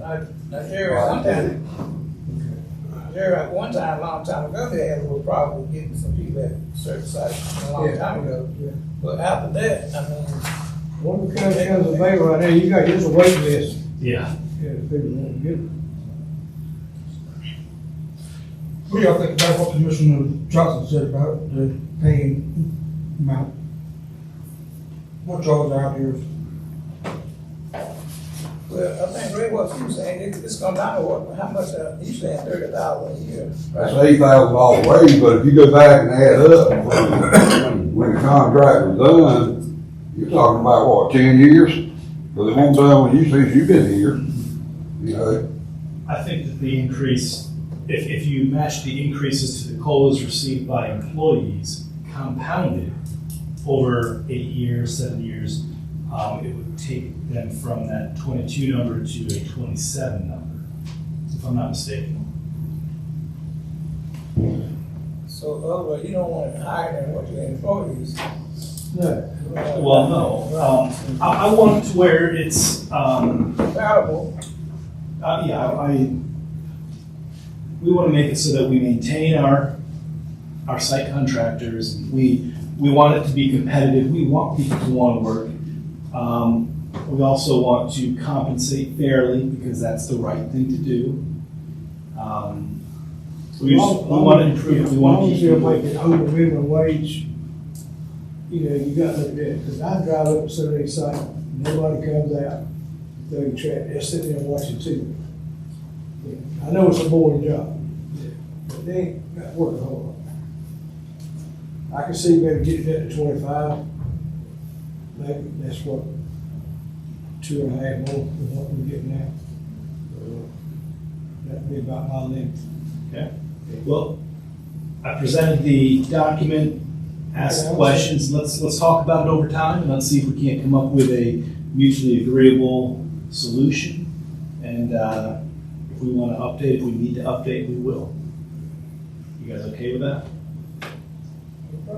Okay. Okay. Great thing about, What? you know, this came up because of increases over the year, for that said, where we're giving other employees cost increase. What's the plan? to maybe include these? What is your plan for? I'm sorry, say it again, please. Are you planning on including these in your code increases also? In, Or just go by contract? it's contract, That's our contract. it's contract.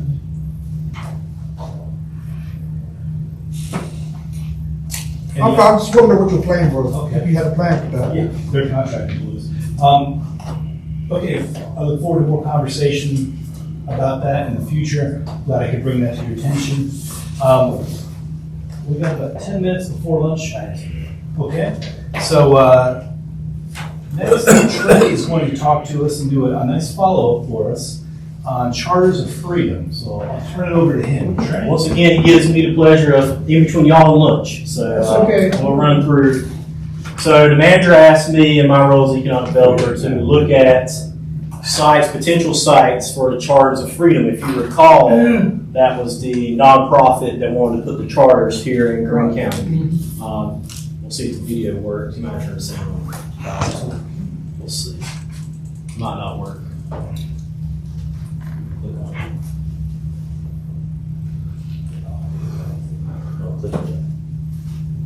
Just it might not work. Anyway, we'll just move on. What you got going? You got it.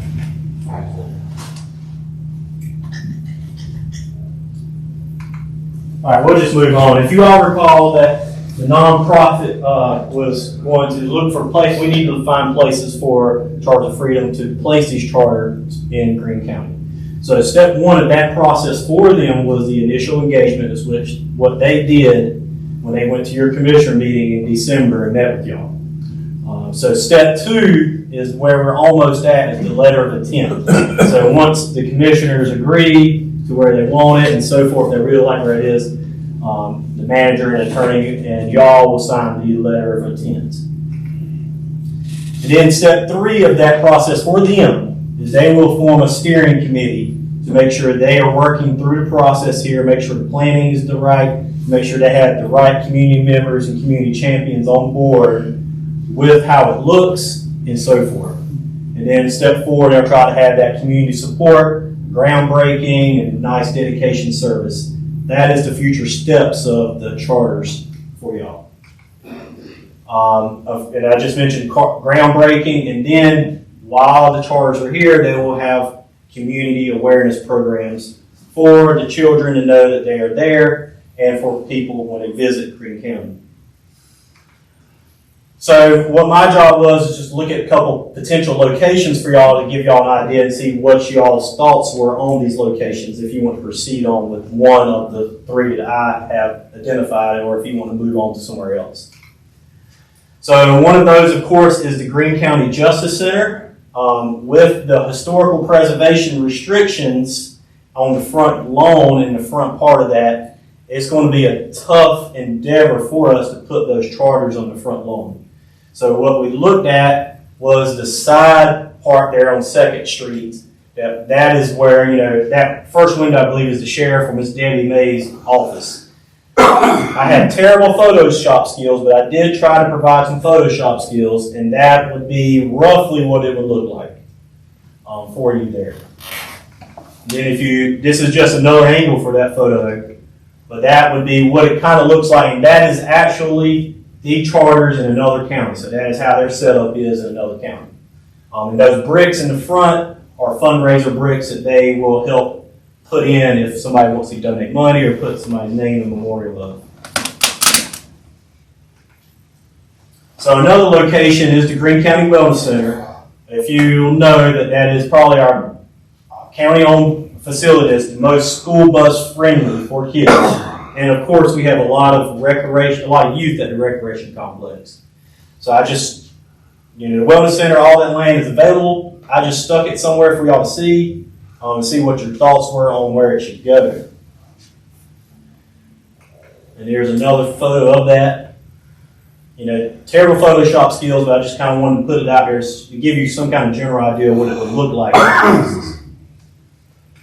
And then the last one I found, and I had spoken to the Greene County Museum.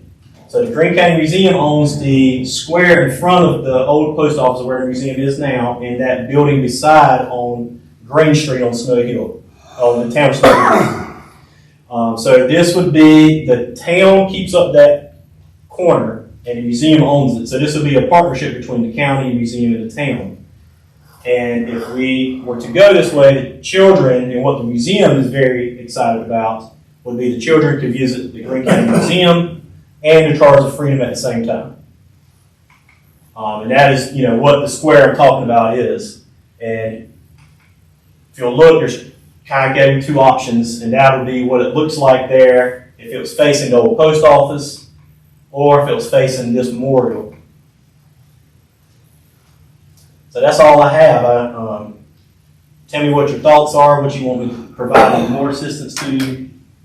Now, if we put it there, town's gonna keep it up.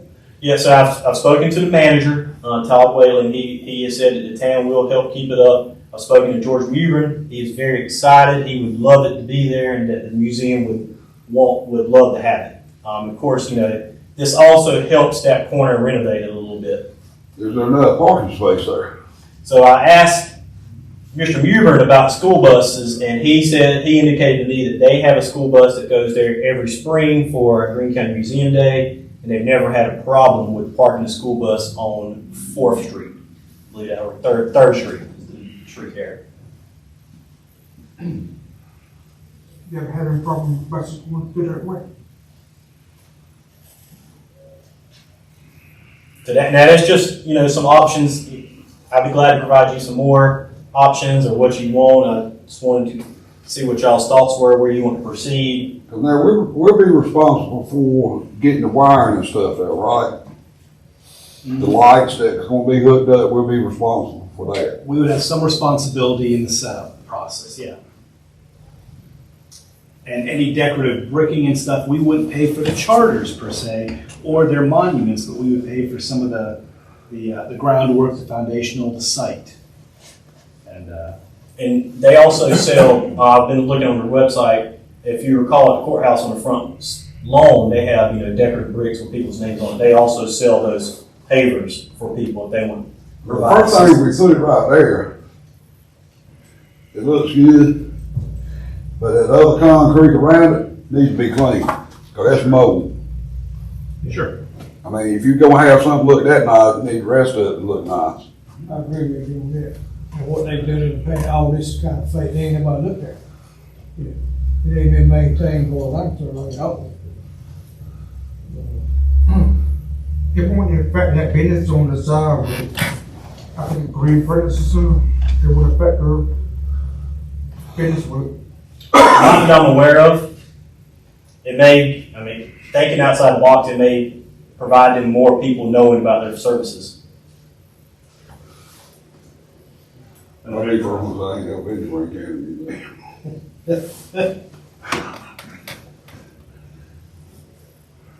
Because the museum owns that building there, which used to be what, the Hardy's Appliance, or the original Hardy's, I believe, at some point, right? Years ago. Yeah, so they own that building and they own that whole little area there. It's the city does it. The museum, is Greene County Arts and Historical Society. Well, it's good information. You've got a few different options. Are there other options you'd like to see? Go back to the wellness center. How about 911 communication center? But I do like the museum because the youngest could go in the museum. I've never been. You've never? We can go. Never been. But I know there's a lot of traffic here because you have a lot of youngsters that play volleyball, basketball in that building there. more people gonna walk by at this Right. center than anywhere else, young people. Right, one thing about the operations center is, we'll talk about it later, it's probably another other thing, like the American Legion wants to name that building, that just, one of the things they mentioned is they want to move the monument from the courthouse to the operations center.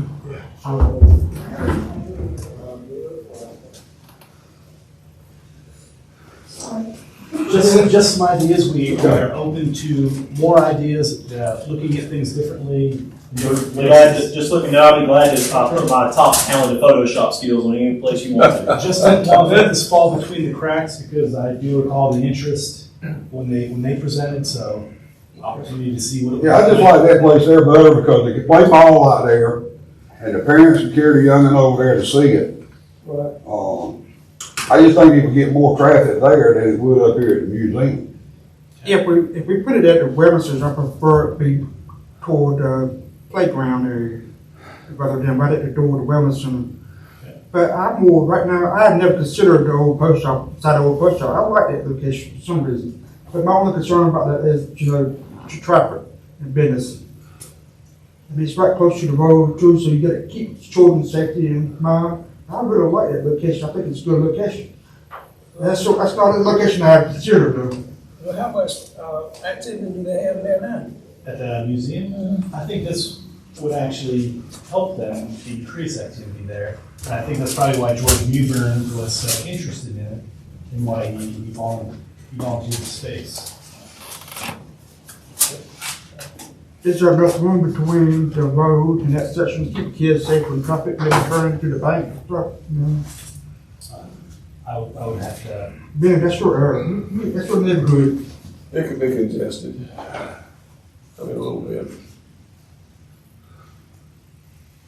Just things to think about. 500 kids are not gonna come in at one time. No. No. They should do that. And if you were to put it in your museum location, it would be a partnership, in my eyes, it would be a partnership between y'all, the town, and the museum. This can also help beautify the town's main street.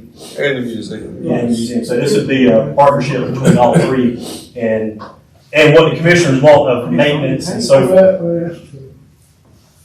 Well, also, what would you say, we put it where the New Yorker monument is too, it's the section's already paved, that doesn't have parking though. Only bad thing about that, if a semi truck comes through, it's gonna take it out. We've already had that with one part of it.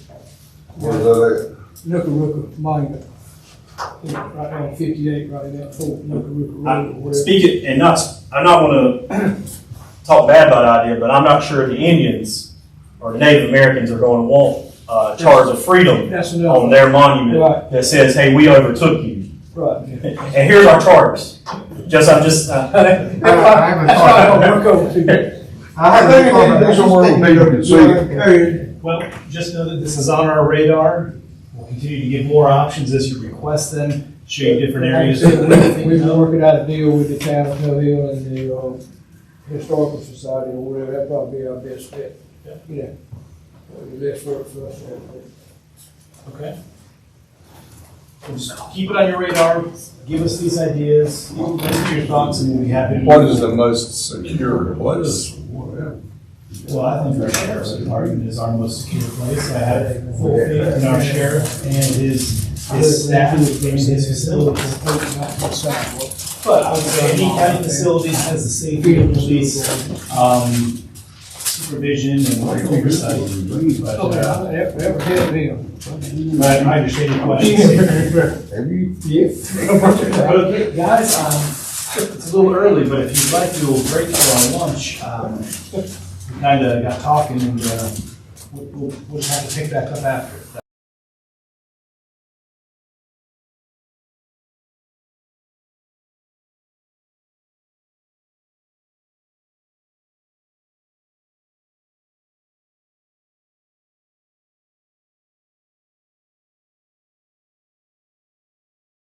So, welcome back. Our next topic for discussion is Justice Center HVAC. So let me give you a little history here. So when we initially repurposed our ARP funds and we were looking to overhaul HVAC over here, if you recall, we used we repurposed ARP funds to overhaul the HVAC here. We had put in beyond this building, IAQ, which is internal air quality, we had put in the Justice Center HVAC. If you remember, the Justice Center was the entire reason behind our relationship beginning with Piedmont. Because of their responsiveness, when we were running into issues, and their cost. It was a lower cost. But those units were not maintained initially like they should have been. And initially, Piedmont had a lot of work to do, and that has since gone down, and it's more cyclical, just to contract quarterly. I've been informed that those units are older than their actual age. I think is a good way to say it. And they would be for two reasons. One, they weren't maintained like they should have been initially, and then two, they are run hard, very hard, 24/7, rather than like here at this building at 12/5. They're 24/7. So those units are 12 years old, but you could say honestly they're probably more like 20 or 25 years old. Now they are made for that, perhaps. But without that maintenance in the beginning, kind of probably, it makes it want to be something we're thinking about doing. So I had Rusty and Piedmont go check out and give us a proposal to replace 12 of those units. Now, 12 of those units are custom builds. The people who put that building together long before my arrival, decided it was in the county's best interest to have custom-built HVAC units at that facility. So they have to be put together to meet the same, airflows and quantities, ERV, and some of it is dehumidification. But anyways, that is not all of the HVAC units above that Justice Center. I believe there's either 22 or 24 of them on that roof alone. And then if you walk over that little thin area onto the courthouse, I think there's 6 more high on the mezzanines and 4 more on the ground where Joe did that little concrete work. I think there's 32 there total, 34, 32. But this is just for the 12 that are custom builds. Now, a change that we would currently want to implement would be adding gas. We add gas here. I believe gas would be a cleaner source of fuel. Heats faster.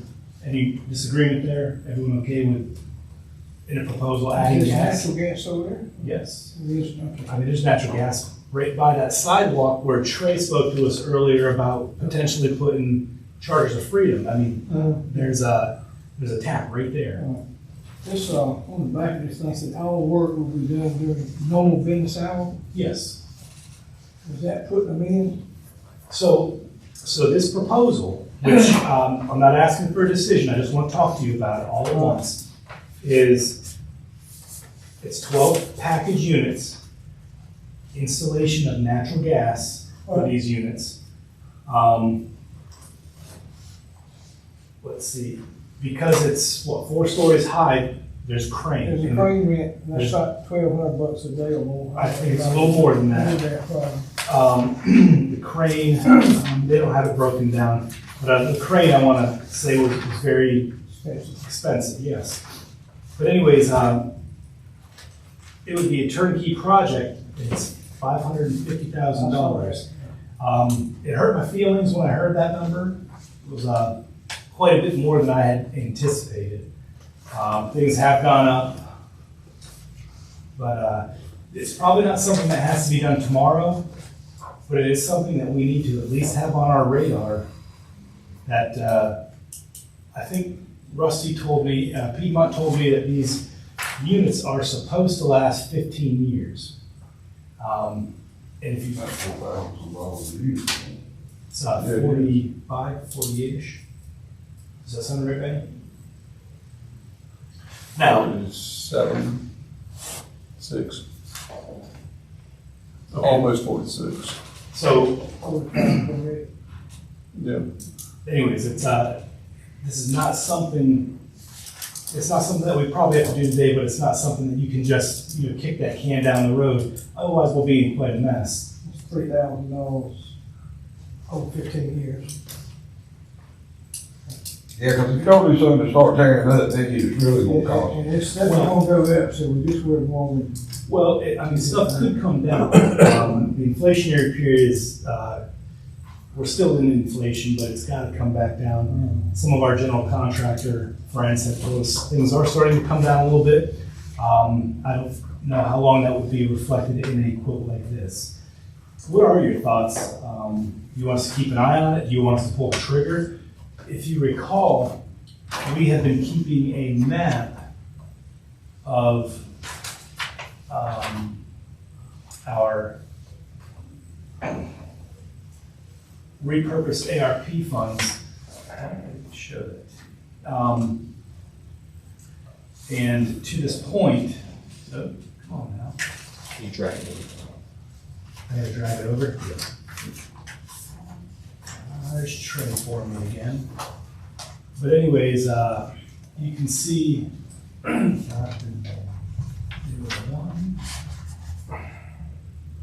I tried to put the fiscal year that we had spent and what we had committed funds to.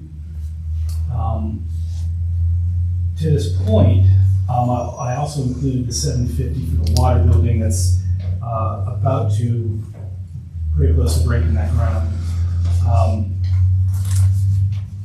But we include that cost and we include the broadband, which we haven't paid, but we're part of a partnership that was awarded a great grant.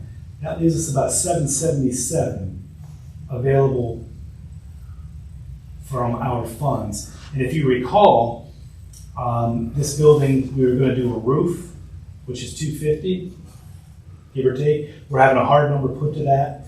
And then also a facelift in the health services building, which was at $50. So that's $777 minus 3, and you're at $477. That doesn't even cover the cost of this proposal. And the expenses up there have been very good expenses. They've all been one-time expenses that needed to be made. They really took care of some capital needs. You've gotten ahead in the foreseeable future, in my opinion. I did want to share that with you. I have been keeping up on that. It's important. Let me get back to our little slides here. So I just wanted you to know that there's not as the ARP repurposed funds are only going to be part of the solution here. But anyways, what are your thoughts? What do you want to be our plan of action, our strategy? How long was that decision with this program? Okay, so the neat thing is this is probably good for 30, 60 days, something of that nature. But what we have is we have the roadmap. Hey, we need to replace those essential units. And they can just go back, pull the same quote the same materials at a different times costs. And that cost might go down, that cost might go up. But it's really, what do you want to see? We probably have to come up with $100,000 from somewhere. Yeah, fund balance. Anyways, I wanted to share that with you. I wanted to hear any conversation about it. We got another 30 days in. Yeah, we've got time. We can talk about it. I can see what Rusty says. I can text him even real quick if you want to know. What do you think, Ben? I think I heard you say it's about 32 units altogether. That includes both the old and new side. Altogether. So how many old ones do we have? Some of the units on the courthouse are older, but they are not run at the same capacity these are. In the quote, which is my fault, I didn't probably tell you all, these are HVAC units that serve the cell blocks. So these are the 24/7 constant ones, whereas the courthouse ones are, yes, yeah, they're more scheduled and they can get a longer life. And honestly, some of those are very new. If the blower is not new, some of the internal furnaces or the systems inside are. Right. Anyways, I just don't want, I don't want this aspect of our facility infrastructure to not be followed up on or to fall behind. So I just wanted you to see it, and I want to know your thoughts. If you want it on my radar, it'll be on my radar. Keep it on your radar, Andrew. That's something we need to take care of. It's a long term down the road. Absolutely. And I'll also say, when the time comes that we have these replaced, we can piecewise the other ones, but remember, there'll always be a crane involved. And then two, we will maintain them like they should be maintained out of the gate. Or out of the gate for capital investment in the future, you know, you wanna have. Yeah. You wanna replace a small, a percentage of the ones that's up there. Right. So you know it's coming down the road too. That's a major investment down the road as well. Planning, That's what's put money away for. that's what you put money away for. You plan for those needs. Yes. Okay. That was my own fault. Okay. Well, like I said, I just want to share that with you. No decision, but I want you to be very aware. That's what I'm hearing. If any more information becomes available, I'll be glad to share it with you when I receive it. Okay, I'm gonna move on to the next topic, and again, I'm gonna call Mr. Trey Cash up to lead us in this section. All right, hello everyone again. So we want to talk about the Ray E. Eubanks request from Post 94. When they come and spoke to you in September about their request to recognize Ray E. Eubanks at the new Operations Center. So just in summary, Ray Eubanks on July 23rd, 1944 was a sergeant in Company D, 503 Parachute Infantry Regiment. They were in New Guinea, and he was wounded, but even when he was wounded, his gun was disabled. He charged position and clubbed a couple of several Japanese soldiers, and for this action, he motivated his squad to proceed on, and he was posthumous. He was obviously had passed away, and he was awarded the Medal of Honor 8 months later. Ray Eubanks was born here in Greene County. That photo on the right is what he currently has there on the Greene County Courthouse. And as you recall, in September, Commander Schultz also said that there is a monument at the American Legion for him. The Post 94 request at your September meeting was to rename the Veteran Service Offices at the Greene County Operations Center after Ray Eubanks. So really what the discussion is, and what we'd like to know is how you want to do this. So what we took from your meeting and your discussions prior is you would like to see a plaque with Ray Eubanks hung at the Operations Center in between the two current offices for the Veterans Services there in the Operations Center. And we made this is a draft plaque. So, you know, look at the wording. Do you want the wording changed? Do you want something different in your eyes? You know, what are your general thoughts? And that's almost it of the presentation for Ray Eubanks. Do you guys want to? Post 94, look at this, are they satisfied with it? So we just got the draft of the plaque yesterday. I did talk to Ray Holloman, and he was fine with it. I talked to Commander Schultz on Monday just to make sure I understood his request. I have not shown him the plaque yet. I will show him the plaque prior to ordering to make sure it's something that they believe the word is correct as well. Well, Pastor American Legion should be happy with it. Okay. Sure.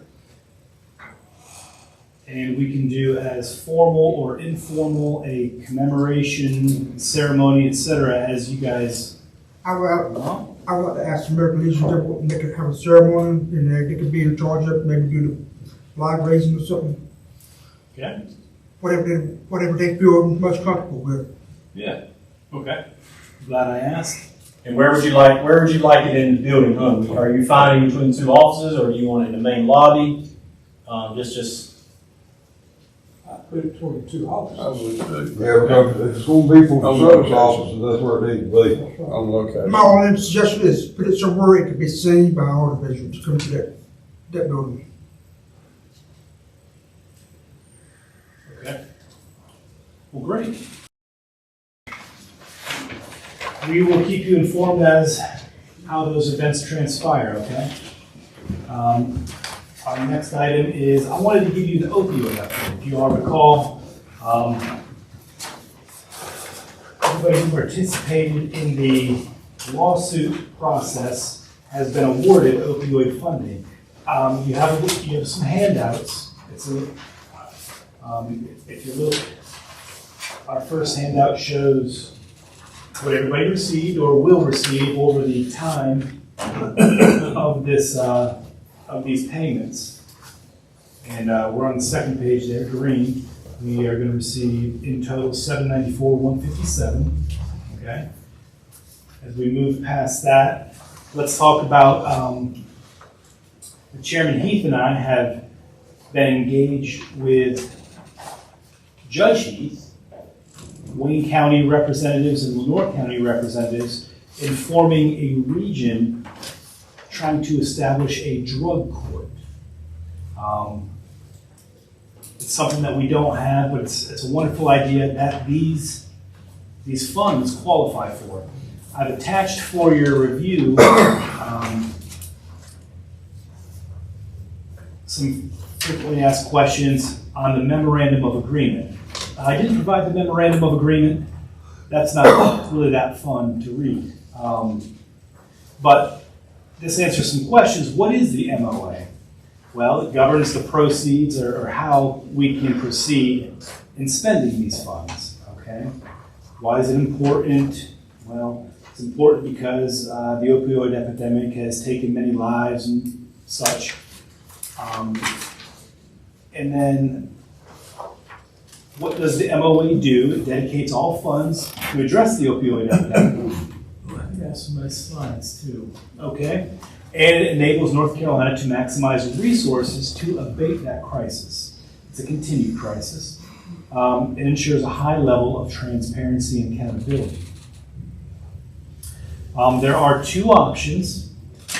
How to use them. Option A is fund one or more strategies from a short list of evidence-based, high-impact strategies to address the pandemic, which are on page 3, item number 5. And then also B is to fund one or more strategies from a larger list of strategies, engaging in collaborative strategic planning process involving a diverse array of stakeholders at the local level. Also on page 3, that's number 6. Now, in speaking, since they're both somewhat similar but different, in speaking with a representative of Judge Heath's, our region is working on doing option A, collaborative strategic plan, criminal justice diversion programs, addiction treatment for incarcerated persons, and reentry programs for recently incarcerated persons, okay? So Judge Heath wants to start a drug court. She wants us to contribute all of our funds to that cause. In the past, you have approved a resolution supporting it. I don't believe that resolution has yet said you'll give all the funds to that purpose, but I don't see a reason why it wouldn't, because Judge Heath is a very responsible person with a mission and a vision. Let's see. Currently, we're partnering with Lenore and Wayne to establish the Recovery Together. So they have named the partnership Recovery Together, ENC. And I believe I attached a letter in here from Judge Heath. At least I thought I did. I don't see it, but I can probably, I'll pull up in my email for you all quickly. That's the last 2 pages. Just the last 2 pages of this. Oh, okay, she didn't separate it. Okay, and this letter from Judge Heath, which you can see was delivered just recently Friday, I believe. Dear County Commissioners, information.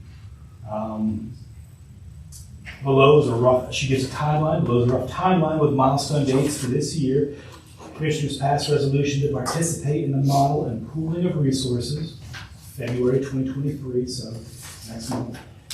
County Commissioners draft MOU, County Attorneys, draft MOU to create nonprofit organization, April 2023. We want to be legal. Nonprofit creation and appointment of board members, summer of 2023. And that would be called Recovery Together ENC Regional Partnership. Executive board hires a director, so they're gonna get a third party to look over this fall of 2023. And director begins operations for the nonprofit, solicits RFPs for services. So it goes on to give a summary of the organization. It gives organizational structure. And then the vision and the benefits. I know you've not had a chance to read it, I'm just giving it to you. But I would encourage you to read it. I would encourage you to, I can go through it with you.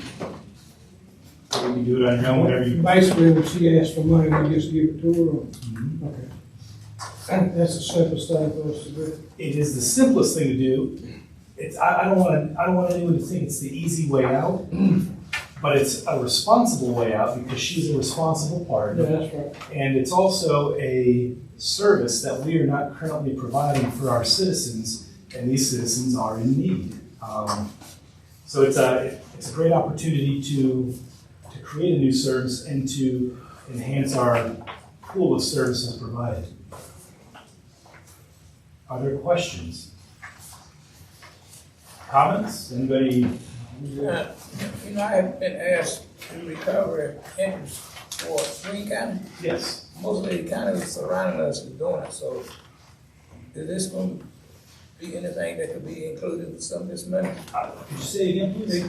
The recovery interest for the inmates, Okay. Reentry program. reentry program, Oh. I'm trying to say. Could this be used for that?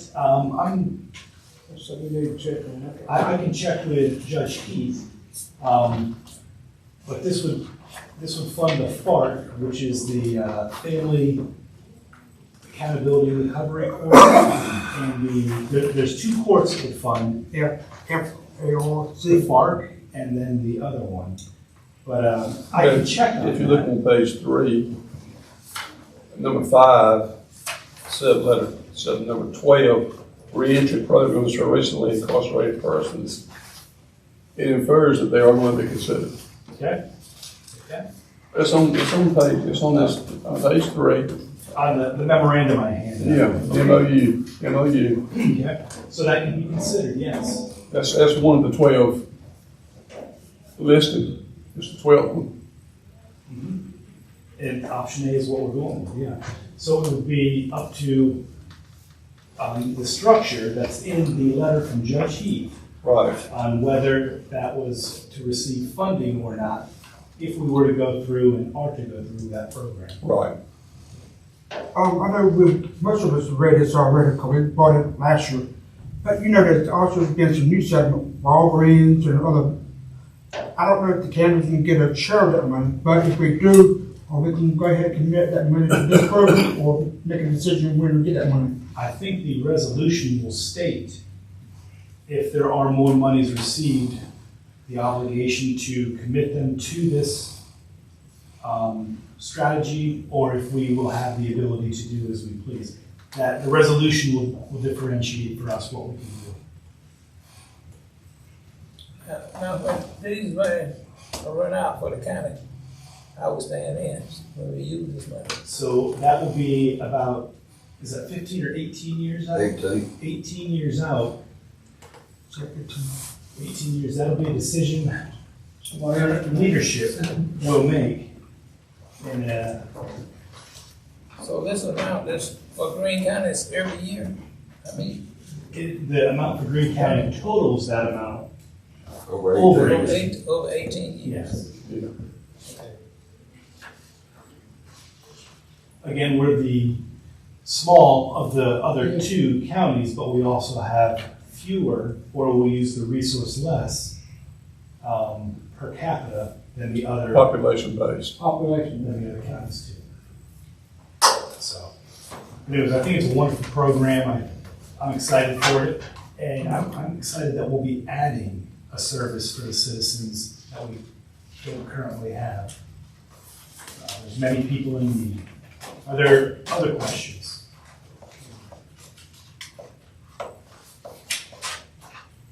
Okay, we'll move on to, Trey's gonna talk to you a little bit about board vacancies that are coming up. Yeah, last thing I have for you today. So me and Kathy have been trying to track our board openings and vacancies and appointments for the last 2 years. As we have seen, that we've had some issues with boards keeping track of their appointments and so forth. So what we've kind of come up with is a master list of these once they get to you. So this list is in your handouts, in the orange, kind of orangish paper, is a list of what we believe is vacant, or what we know is vacant in 2023. So this is a list that, we're starting to make now as a new one. So I guess the discussion or the topic here is for y'all is to, should we go ahead and advertise these on the website for the entire year? Or how do you want to do that? Or do you want to see this at the start of every year and so forth? And behind that list is a couple blank board applications.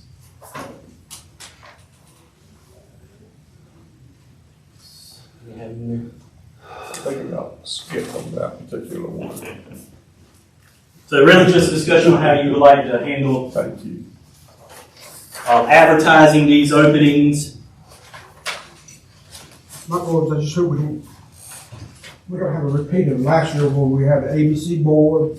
Yeah, this list is not going to be, for the next couple of years, we're going to have to keep track of it. But every time somebody renews that appointment, that's when we'll find out that information.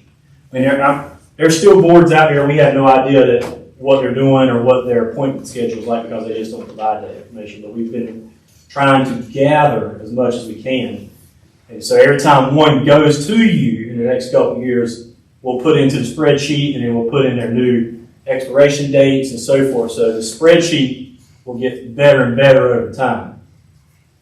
So what's the process of letting the board chairman know that he's got somebody on his board that needs to be reappointed? Is there a process or? So there's not been typically a process for us, but since we haven't been able to keep a steady track of it, but with the spreadsheet that we're keeping, we're going to try to reach out to them. Now, it is their responsibility to keep track of that as well.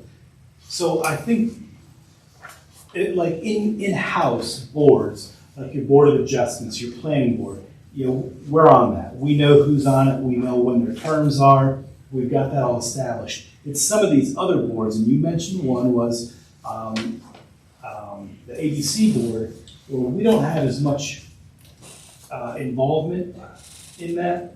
And sometimes we need to have that communicated to us so that we can provide you good information. And I think, in particular, the ABC board, they're committed to good communication. It was just Human error. That's right. So what the manager and me have talked about is maybe go ahead and putting these on our website and maybe run a cycle in the newspaper now for all of these positions all at one time. I thought there was on the website. No. There was a list of them. No, there used to be a list that was things happen. We got this many people coming off in 6 or 7 months. Yes, sir. Yeah. This is all the ones that we are aware of currently at this time that are going to be open or vacant or refilled. And I want you all to know that sometimes it's not as easy as some may portray you to get people to sign up or Yeah, to when you apply. get these people on things. these boards, you're It right. can be a bit of a challenge. I'm all for Qualified can't. I'm all for people applying to these things. But sometimes we're begging. We are just trying to get people to want to be included or want to serve time, serve the community. So maybe if we do it a little longer, it will attract different people. I don't know. We're just trying to keep people. It won't hurt to try it. Really. Unless you can't say it had been advertised for 6 months, Yeah. Are you making this available online? They can fill it in, or they still have to print it out and send it? The form, I believe you can fill it in online. I believe you can and email it, but I believe I'm not 100% of that.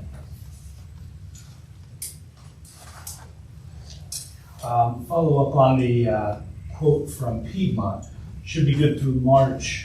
It's a larger job, and train, which is what the equipment will be, will honor that price. Till March. Yeah, through March. Yeah. Okay, so we talked a little bit about vacancies. Okay, we are due for a little break here, or would you guys? Let's keep going, let's keep going. You will. Okay, Everybody goes there, and then get up and go. Yeah, that's right. so, our next topic is a splash pad. Mr. Todd Whalen, town manager, has approached me about the town's initiative to install a splash pad in the location formerly occupied by the old junior high gymnasium. They've got a little sketch, and they've got, I'm not sure it would be this page. I'm not sure how accurate that is. This is what was given to me, and I asked if I could share it with you, and he said yes. I do know they've got a budget, of course, and they're trying to maximize how far that budget can take them. And then the other little map, obviously not drawn to scale, but they would like some parking. Now, they would like our help in parking. If you know, right across the street we have a ball field, and there's a skate park next to it. That we actually own the land, but they own the skate park, and they, I think it's $1 a year lease in perpetuity, something of that nature. 20 years, maybe. Okay, 20 years. I think it was a 20-year lease when we got it. Okay. So when there's a function going on at one of those ball fields, there's parking. I mean, I think you can see in that picture, there's parking all through their third of the property, our 2/3. And if they're going to be putting a splash pad, playground equipment, half basketball court facility with a senior walking trail, then that parking would no longer be available. And they asked that in that middle section, if we could assist with some parking. Now, that parking benefits us too.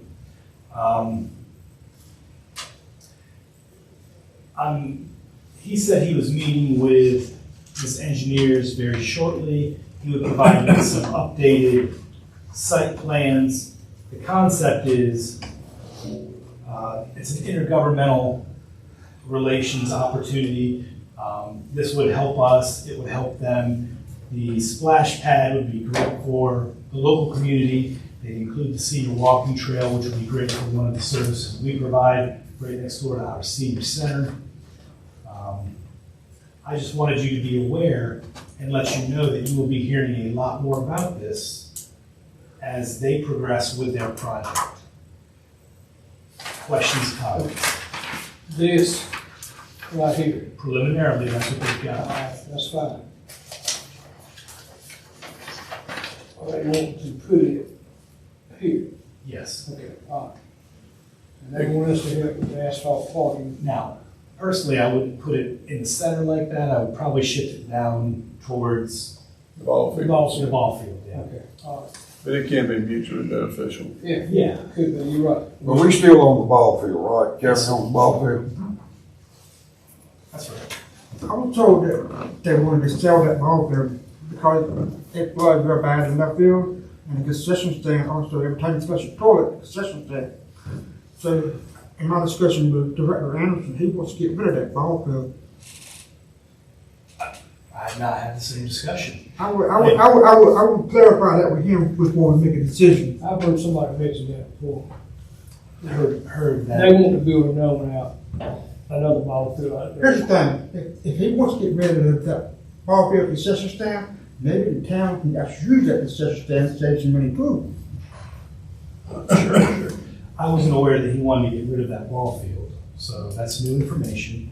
I do know that it does hold water. I don't know about floods, but it holds water. Yeah, because of that hill right back here. And I also know that if another ball field is wanted out at the recreation complex, Yeah. it's been 2 or 3 years that I have asked for a business plan on how it would be implemented to be considered. Actually, I think that was one of Harold's. Harold was always asking for the business plan on that one. And we don't have one. And my most recent conversation with Mike was he doesn't want it at this time. I was told we actually losing money because we have 3 fields and some of these trucks are actually going to places now where they have 4 to 6 fields, you know. So if we go to the other field, this might actually end up paying for itself. And I think the current ball field in Old Junior High will probably actually assist the town for their project. I can talk to Tom. Well, I will say this, a ball field out there and 4 would be an advantage to the county because more people that come here are gonna spend money here. You know, and they can see, I think Mike does a great job. He's a hard worker, he does a lot. And I think if he wants a ball field, we should try to do something to get him one if we have to sell this one. And have them all in one place. I mean, they took the one from Mar, they took the one from Hooker, and moved everything to Snow Hill. So that hurt Mar and that hurt Hooker. And it was good for Snow Hill. So if he wants another ball field, take this one, sell it, and build him another ball field. I mean, it ain't gonna hurt nobody. But they still want to have to use the middle school ball field. I don't know if the high school let them use theirs or not. I'm not sure. I'm not sure of that. He just said Furman's going, he got to have somewhere to go, you know, accommodate. He should know more about that than we do. Are you guys interested, in my hearing, that you want me to ask the town if they're interested in that ball field? Is that what I'm hearing? I'd rather sell it to them than somebody else. But I'm sure they could probably find use for it. But so on them turn around and sell it, make money off of it for a housing development project. So in 2022, I'm sorry, in 2023, we might, Yeah, then out this land sales a little development. yeah, we might not know of a need or a use for that other than a ball field. And we'd probably like to keep it used for a ball field and those purposes, athletic purposes. But what about 2043? 2053? That could be in-town land that could be used for the expansion, the growth, the need for something undefined at this point. I just advise to be careful unloading stuff before you have before you really think that through. Right. If I somebody will gets hurt in say- that parking lot, if we decide to build a parking lot, somebody gets hurt, who's to be responsible, town, county, or I'm sorry, say it again, please. if we decide to build a parking lot Okay. and somebody gets hurt in that parking lot, who's responsible, town, county, I would say it's on county property. The county owns that middle third, so the county would, our liability insurance would cover something that qualified there. Now, or it could be their health insurance. It just depends on the circumstance. I think we need to work with the town of Snow Hill because they're good voters. And it'll pay off in the long run, you know, when we need something in Snow Hill. That's right. Continue the conversations. I'm not sure that I'm ready to sell anything right now. Sure. I'm not a proponent for selling land. I understand that. That's, you know, I understand what you're saying, but if we ain't gonna use it, and it's just sitting there, we got land in Mar ball field that's just sitting there, we're trying to get a rescue over there. You I know, understand. to me, that rescue building is more important than this ball field right here. but that in Maury is still the county's. I know that, I understand that, Yeah, I understand that. yeah. My point is, you got a ball field in Brooklyn that ain't doing no good. You had one in Maury, it won't do no good, it's been sitting there for years. They took baseball from Maury, they took baseball from Brooklyn, they took the revenue from Maury, they took the revenue from Brooklyn, and brought it all to Snow Hill. Okay. So, if you're not gonna use this ball field, do something with it. But my concern is we don't know that we're not going to continue to use it. I don't know that we're not.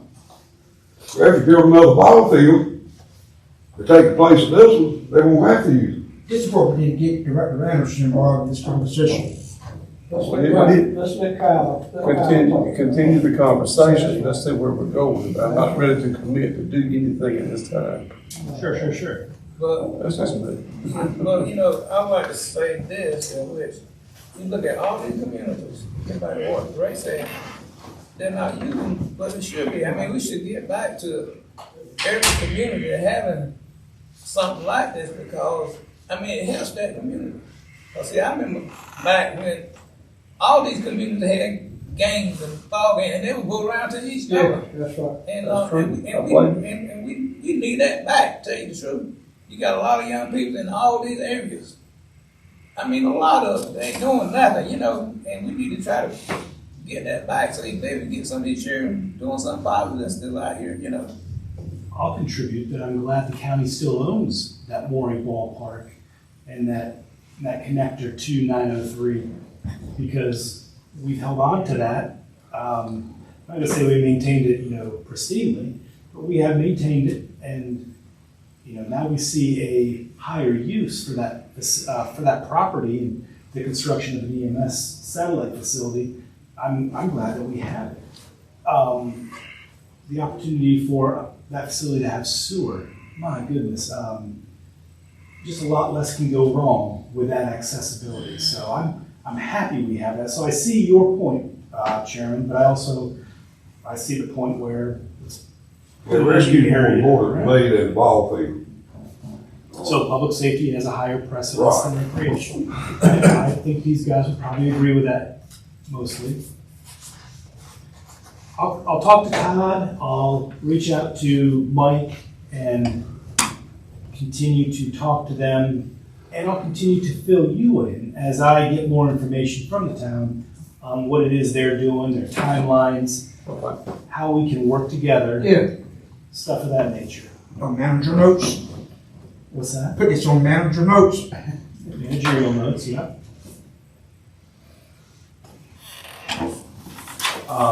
If there's nothing else on this, on them wanting a splash pad, I'll move into my last formal topic, and that's animal services update.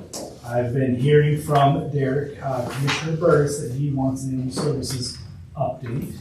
So what you have is what you have in front of you is a lot of paper, okay?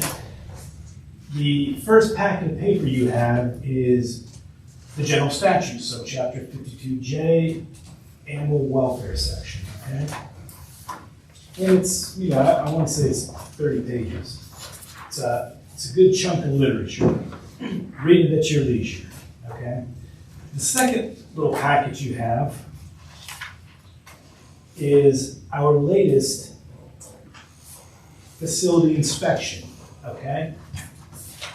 So what I want to draw your attention to is that in the facility inspection, if you'll notice, it is directly tied to that first packet, which is the general statutes, okay? So you'll see, you know, O2 NCAC 52J.0102, you know, O2 NCAC 52J.0102. And the compliance, the inspections are drawn directly from the general statute. And you can see just how closely everything is monitored, everything is rated, everything is inspected, okay? Now, when we stop and think, we have a facility that is 40 years old, Somewhat there. okay? And it was never intended to be perhaps a county facility as it is. It was meant to be a private facility that we have, you know, graciously taken and transformed into a public facility and made the best of. If you remember, in 2018, after Hurricane Matthew, 2017, 2018, we performed a lot of upgrades there. We nearly renovated the entire facility. If you recall, it had a new roof put on, we put a building out back. If you remember, that was in the initial phases of Barbecue for Paws when they were very active. They gave money so that the floors could have been the new epoxy put on, because that's a requirement. That's that's part of this. They did a lot of painting. They did those sidewall curtains to break the wind down because it's out there in an open type field. It gets pretty gusty out there. They did a lot of improvements. They have since somewhat, I don't want to say died down, but they're just not as, they're not doing the things that they once did, which I understand. It was a great little function there for the time. But as we go back into this most recent facility inspection, I do want to preface and say that this is in response to a facility inspection, I believe 8/15/2022. This is 11/15/2022 that Jerry and I attended. We were there for the inspection, so we got to meet the inspector and get to know her a little bit more. It is a new inspector. Before we had a different inspector who interpreted the law in her own way. We can go through it individually, or we can go to the bitter end, and I can just go through what our deficiencies or what our areas for needed improvement are. The general comments state that this follow-up inspection is noted approved, so we're in compliance. This facility has 90 calendar days to correct the noted items. The narrative of the inspection report contains the appropriate citation for the revised rules.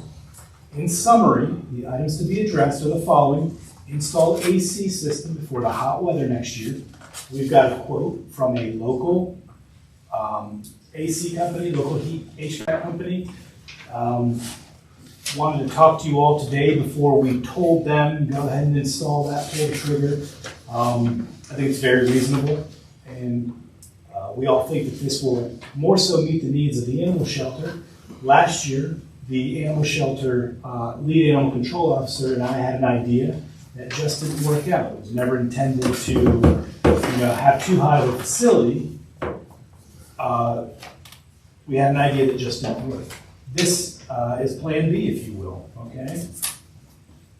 Next is create an outdoor set of kennels to accommodate large dog breeds. So, for the many years before, our current kennels satisfied the inspector. With this new inspector, she just doesn't see how the inside kennel, part of our dog kennels, they have that little, on the pulley system, the guillotine door, inside to outside. She doesn't believe the inside part is sufficient for large dogs. So she is saying here, outside of that facility, make 5 dog pens. It's 4 or 5 dog pens for large dogs. Okay. Now I've got a quote from Pillar Construction to do that at the snap of a finger, to meet her needs and wants. Now, What exactly the outdoor facility gonna look like? I mean, I can't even picture. okay, Is it like a shelter or what shelter? 10 by 10, concrete slab, 12 gauge wire, 12 gauge, or 8 gauge. Probably 8 gauge wire with 4 posts and then a roof. Okay. And she wanted what, 10 by 10? Anyways, that comes in, I think the quote on that's materials are through the roof. I want to say it was near $25,000. That's concrete, Yes. 6-inch slab. Yep. So it drain to the back. With drainage. That's right. Drainage. That's right. Let's see. Install smoke detectors and CO detector. We've done that. We did that the next day. Create a written plan of action for a natural or man-made disaster. We borrowed one from Pitt County, so we have a plan. And then install thermometers in all transport unit dog boxes. We've done that. Much improvement was noted on today's inspection. I will return at some point in time after the 90 calendar days for a re-inspection of the facility. She just wants to make sure that we're involved and that we're doing what we say we will do. Now, what she has already stated and what she intends from us is that we continue to try and improve it. So that's kind of where I want to talk to you. So we have 1.5 shelter attendants, okay? And they do a nice job. Now, Shane has mentioned to me yesterday that sometimes there's worry a part-time person is just gonna up and leave. Okay, I understand that. 2 animal control officers is the statute, you gotta have those. But those guys get really busy with their job and job description. Now, I would like us to make an investment in the department, quantitatively or qualitatively, or both.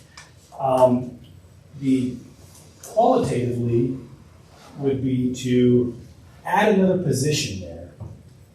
And that position to be something like a shelter liaison or a programs manager. We went to Pitt County's shelter to see, I wanted to put eyes on what was so different about theirs than ours. And really theirs is new. So theirs looks very, very nice and new. But beyond that, it was not a whole lot different than ours, other than their indoor kennels, for the dogs, were much larger. The footprint of our facility does not allow for expansion. That's right. So while there, I was able to see the different programs that they offered that attracted and made community involvement. I mean, they had programs where people would come and read to the dogs. People could have a dog that they would take home for a holiday, a long weekend. They would walk a dog. They would come play with dogs. It was more of a open facility. And I think those are wonderful programs that work there. Maybe we could find some that could work here that would build community involvement. Because this is, we're trying to manage, the animal population in our county with our community. So I think having community involvement is important. And we just have to find what programs work in our community. I don't think that we need a full-time person for this. I think a part-time person would be sufficient. I think that would relieve some pressure from the 2 people you got now, so they can catch a dog and bring a dog or whatever. right. There's a lot of different work a lot more work that could be done by these individuals with that administrative presence. And it doesn't have to be a full-time position. It can be a part-time position.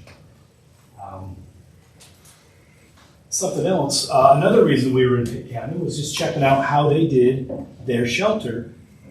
Our shelter, like I said, doesn't satisfy this inspector, and it is of age, if you wanted a new shelter.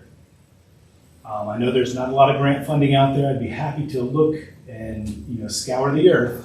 But perhaps a new shelter, since that we would give it like equal attention that we have given to other departments, other facilities, and bring that facility up to the newest and best standards that we could. An idea would be to have it on the same property, like a mirror image of what is there. Larger pens. Yes, that meets current restrictions and guidelines. Or you could do both and really dive in and invest in animal services. Just give them the best opportunity for success. What are your thoughts? What questions do you have? What conversation can we have? I actually think you need another person full-time. Well, Because you're so far behind on calls.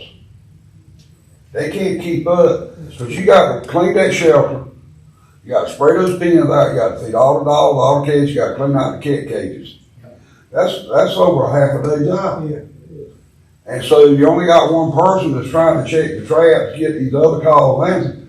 That's the reason Derek's had complaints about they ain't running cat trap, they ain't doing this, they ain't doing that. People love their animals, and they want to make sure they call that somebody's taking care of the problem. And I understand with a part-time person, they can do it in the morning time, and the guys can go do what they need to do. But if you had a full-time person that looked after the shelter, done adoptions, show people dogs, we could get some of the dogs and cats out of there. I think that we have a very good adoption rate. I do know that we are a kill shelter. There is euthanasia that must take place, but I do know that we do a lot more adoptions than we do euthanasia, which we can be proud of. We are reaching out to those who adopt animals out. So, Because the other girl, she's closing her place. Tyra, I heard that. Kitty cat. Yeah, what's her name, Cherry? Tyra Scroggins. Yeah.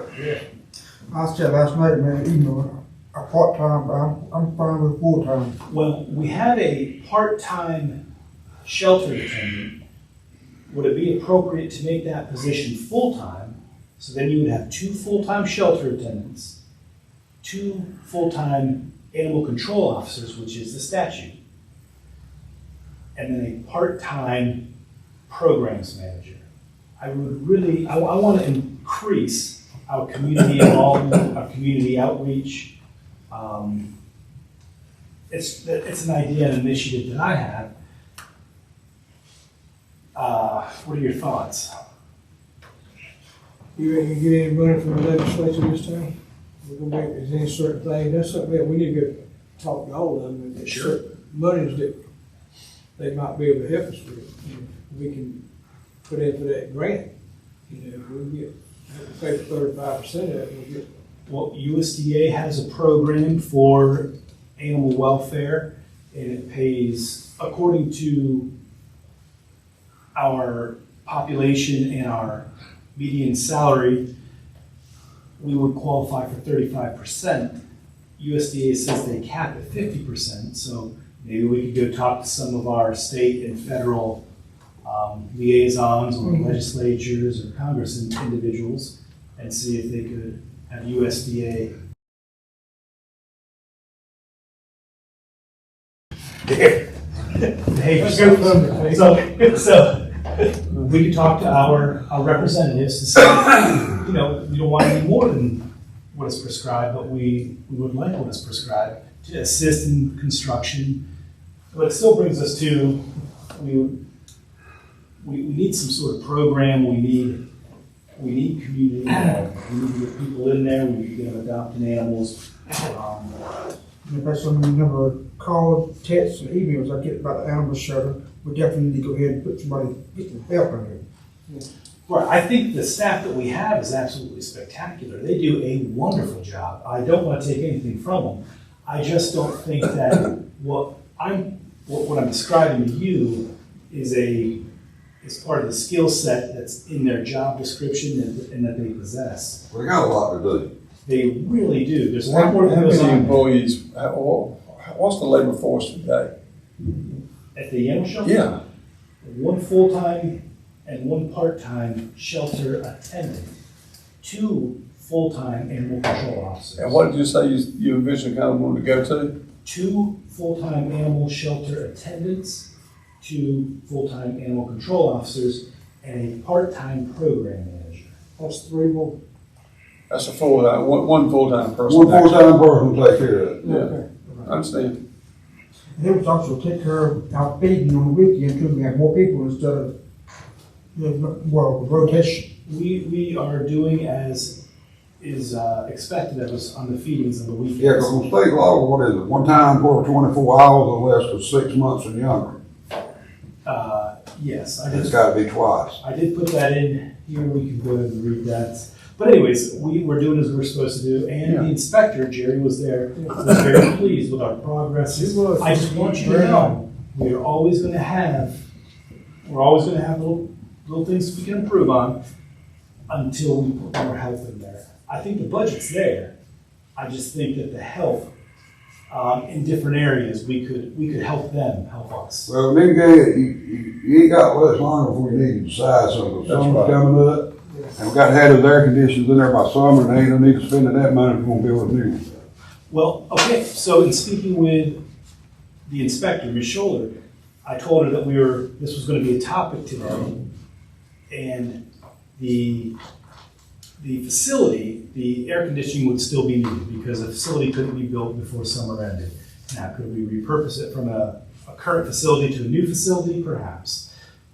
But she did say if we did plan on going after a new facility, that she would not have us build those outdoor pens, For larger but dogs. rather repurpose that cost in the investment in the new facility. Right. But if we did that, we would be certifying, guaranteeing that we will be doing that in a certain window of We're time. still hiring somebody to come in and euthanize, right? Who do we contract with? Dr. Shaver, right down here, down 258, 258? yeah, is it North Side? North side. North side. Now, honestly, he has done us many, many favors and continues to do so. He's a good partner. He's a good partner. Okay. What are we doing to making sure this facility is well maintained? Do we have a maintenance program for the animal shelter or what? Because, I mean, inspectors, if you read the last report, she was finding stuff that I wouldn't even notice. So I think we talked about David Jones or Public Works went and tried to find part of a leak or something of the cat room. So my question is, what are we doing to make sure this facility, the current facility, is being well maintained? So the current facility, with the limited staff that we have, it is more of a reactive or a responsive facility maintenance program. When we see the need, we address the need. We have really turned our direction from that in many other facilities to a more proactive approach where we have maintenance programs. I do know that their HVAC units are on a maintenance program. Their roof was put on in 2018, so if there was a leak, it's unforeseen or shouldn't really. We wouldn't expect a leak to be there at this time, this soon, 5 years later. So I'm saying it's just like somebody we can have from Public Works there maybe once a month, making sure do a walkthrough, making sure everything. Right. So the Something like the school has, you know. Well, when the guy goes over there to cut grass, on he works for public work. Let him check. He goes over there to cut grass. Well, a lot of the things that are in this inspection report are above and beyond, like you just said, what you would really typically look for. And they're looking for paint chips on fences. They're looking for chips of epoxy on floors. It's very detailed. So a lot of this stuff, I'm pretty sure will be above the animal control officer's level of knowledge too, you know. Well, have you ever been cited before for the kennel being too small for a big dog? I'm sorry? Right. So I think everybody's got their own opinion. You know, each inspector's got a different opinion. Somebody had for 40 years. Everyone's got their own interpretation of the law, and this individual thinks that the pens are too small for large dogs.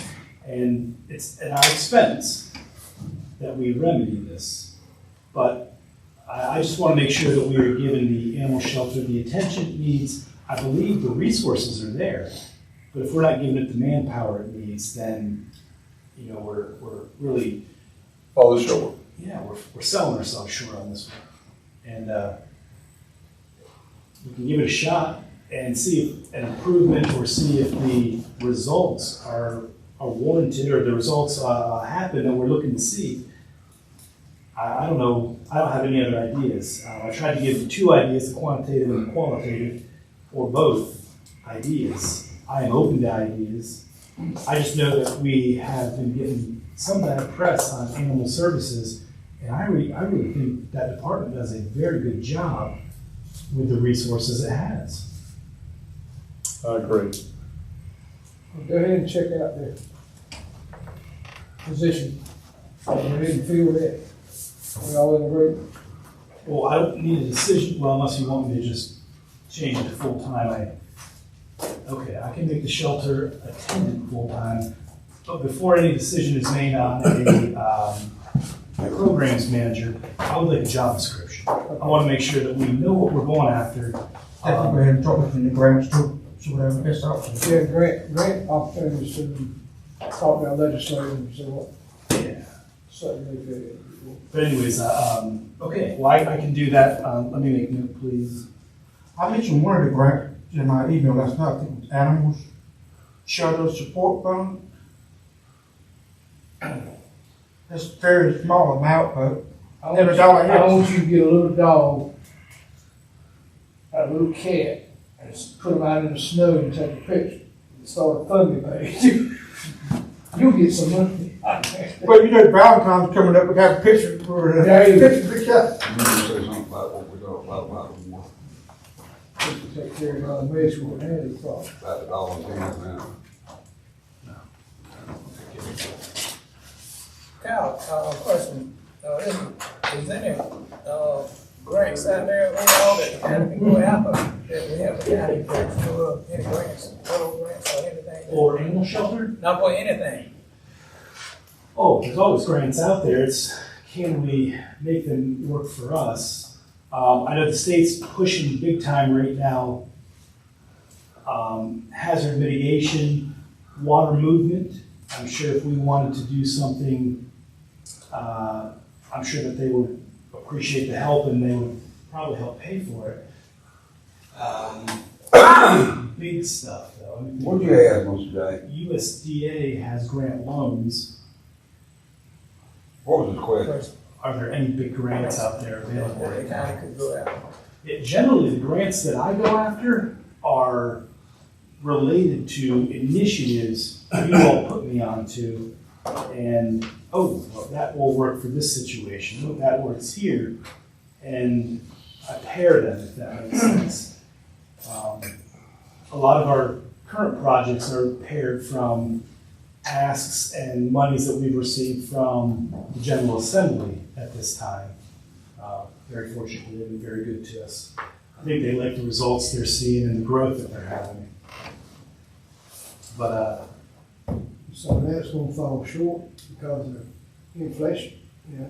well, we'll look at that when we get there. But I do know that the staff is very efficient. They continue to be efficient, and they are working very hard to be effective yet efficient in the work that they do and perform. I'm very proud of the staff.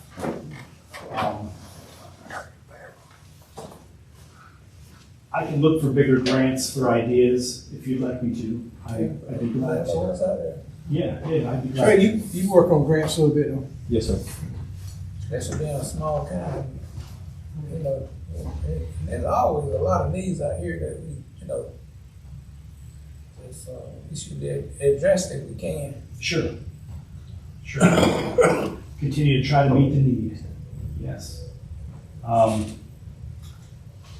So if that wraps up animal shelter, I think Mr. James T. kind of led into it. Is there any other topic for discussion or question you might have? I will say that we will follow up on topics from today in the agendas that are coming up. Right. And you'll see and be asked for decisions on those as needed in the near future. That's what I'm putting the other day. I think our next big decision can be to have that because that deadline is in March. The HVAC, HVAC, So that's what we should be focused on next couple of weeks, month. next week, guess we'll go ahead and get that out of the way. okay. Okay, I mean. so- Yeah, I mean, we could. I would like to see what we have, what we can really assume or we can estimate our current stuff will last. I don't know, it's just a big expense, and I just want to be very sure before I recommend to you that we make that expense. So I can, With that many units, it's a big expense right now, but as I said earlier, it's gonna be a big expense in the future as well. yeah. For the Let me- 20 that we don't replace right now. Let me continue to talk to them. I'll see them tomorrow, I believe, and I'll kind of pick their brains on how quick we need to pull the trigger on this and, or what we can expect if we wait a little bit versus if we don't. Wait a little bit, hope it comes down some, price come down some. Well, in time, like I said earlier, some general contractors have been telling me materials are coming down, labor should follow. That's something I mentioned on my email that we didn't talk about, and it's kind of relates to what we had, Jerry talked about at a regular trip, about gas prices. You know, in our budget, you know, we had one department budget gas for $5, the other one budget for $3, $2. Is there any way to put like a guideline, say, hey, you know, this is what happened the last couple of months, last 3 or 4 months. Here's a little bit of extra room, you know. Is there something we can offer to department heads, like a guide? What do you put in that budget? So when department heads, I try to, gauge current economy, okay, here's where we're going, here's what's happened, here's what we're reading and forecasting. And if they ask, I'll tell them what I see and how I would budget it. But that departmental budget is really based on what that department head, our resident expert, thinks.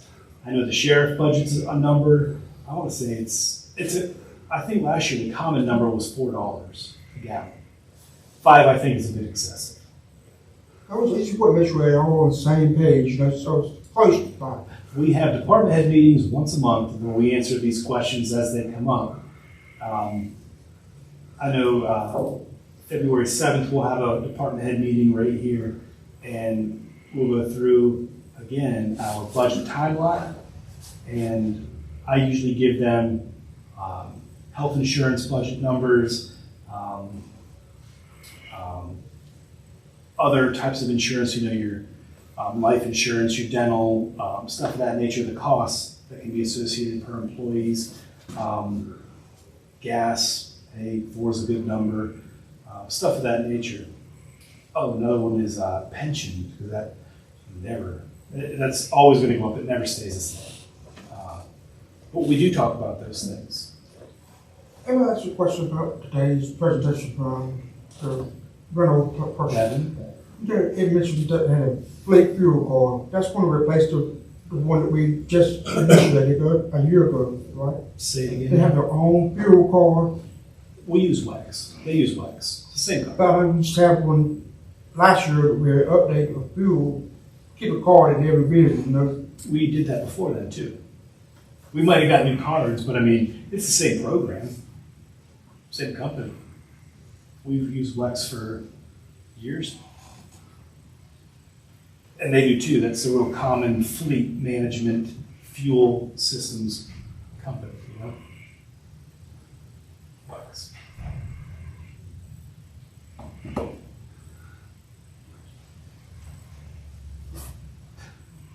If there's nothing else, I appreciate your time and attention today. As you're home, as you're wherever, more questions come to mind, more comments come to mind, give me a buzz, text, email, whatever. Stop by and see me, and we'll continue to try and work to, solve some problems or remedy some situations and continue to improve the county. I would like to say one thing as a board member, is I try to look at, how I do things and bring it to the board, especially in our meetings. I don't like to, the way I look at it, if we see things out there that's not right, I think it's our duty to carry it to Kyle first. Yeah. Instead of to bring it to the meeting. Yeah. And then he first hear the issue, I kind of think that's, to me, it makes all of us look bad. And that's my looking at it, because if I see a problem, I'm gonna come to him. That's right. When you go to Kyle, he's gonna have time to kind of research it. Exactly. And find out what's wrong. Right. And how we can fix it. I appreciate that. I like to think that I have a very open relationship with my department heads, and if we can get a quick answer on anything, we will. We'll put in whatever parameters or structural parameters we can in place to remedy a situation. We want to improve the county. Here's what I'll be the first one to say. You get in this meeting and it's live streamed. Chris Evers might be watching, Tim Moore might be watching, John Bale. Yeah. If they see that we ain't getting along and we're trying to get a grant or something, they might say, well, hey, we might not need to, they ain't getting along, so we don't need to give it to them. That's right. That's the only bad thing about it, Well, because I tell you one thing, we got along today pretty good. Oh, yeah, yeah.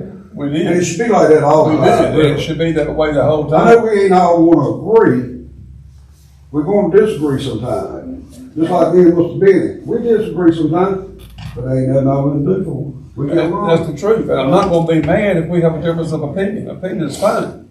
I can appreciate how you disagree if it's in a professional and respectful manner. That's healthy, you know what I mean? It's good to hear other people's perspectives. Well, I'm a new guy on the block, and I've seen some stuff, and have I not I've come to Kyle, and I said, look at this right here. And he took care of it. So I can't complain.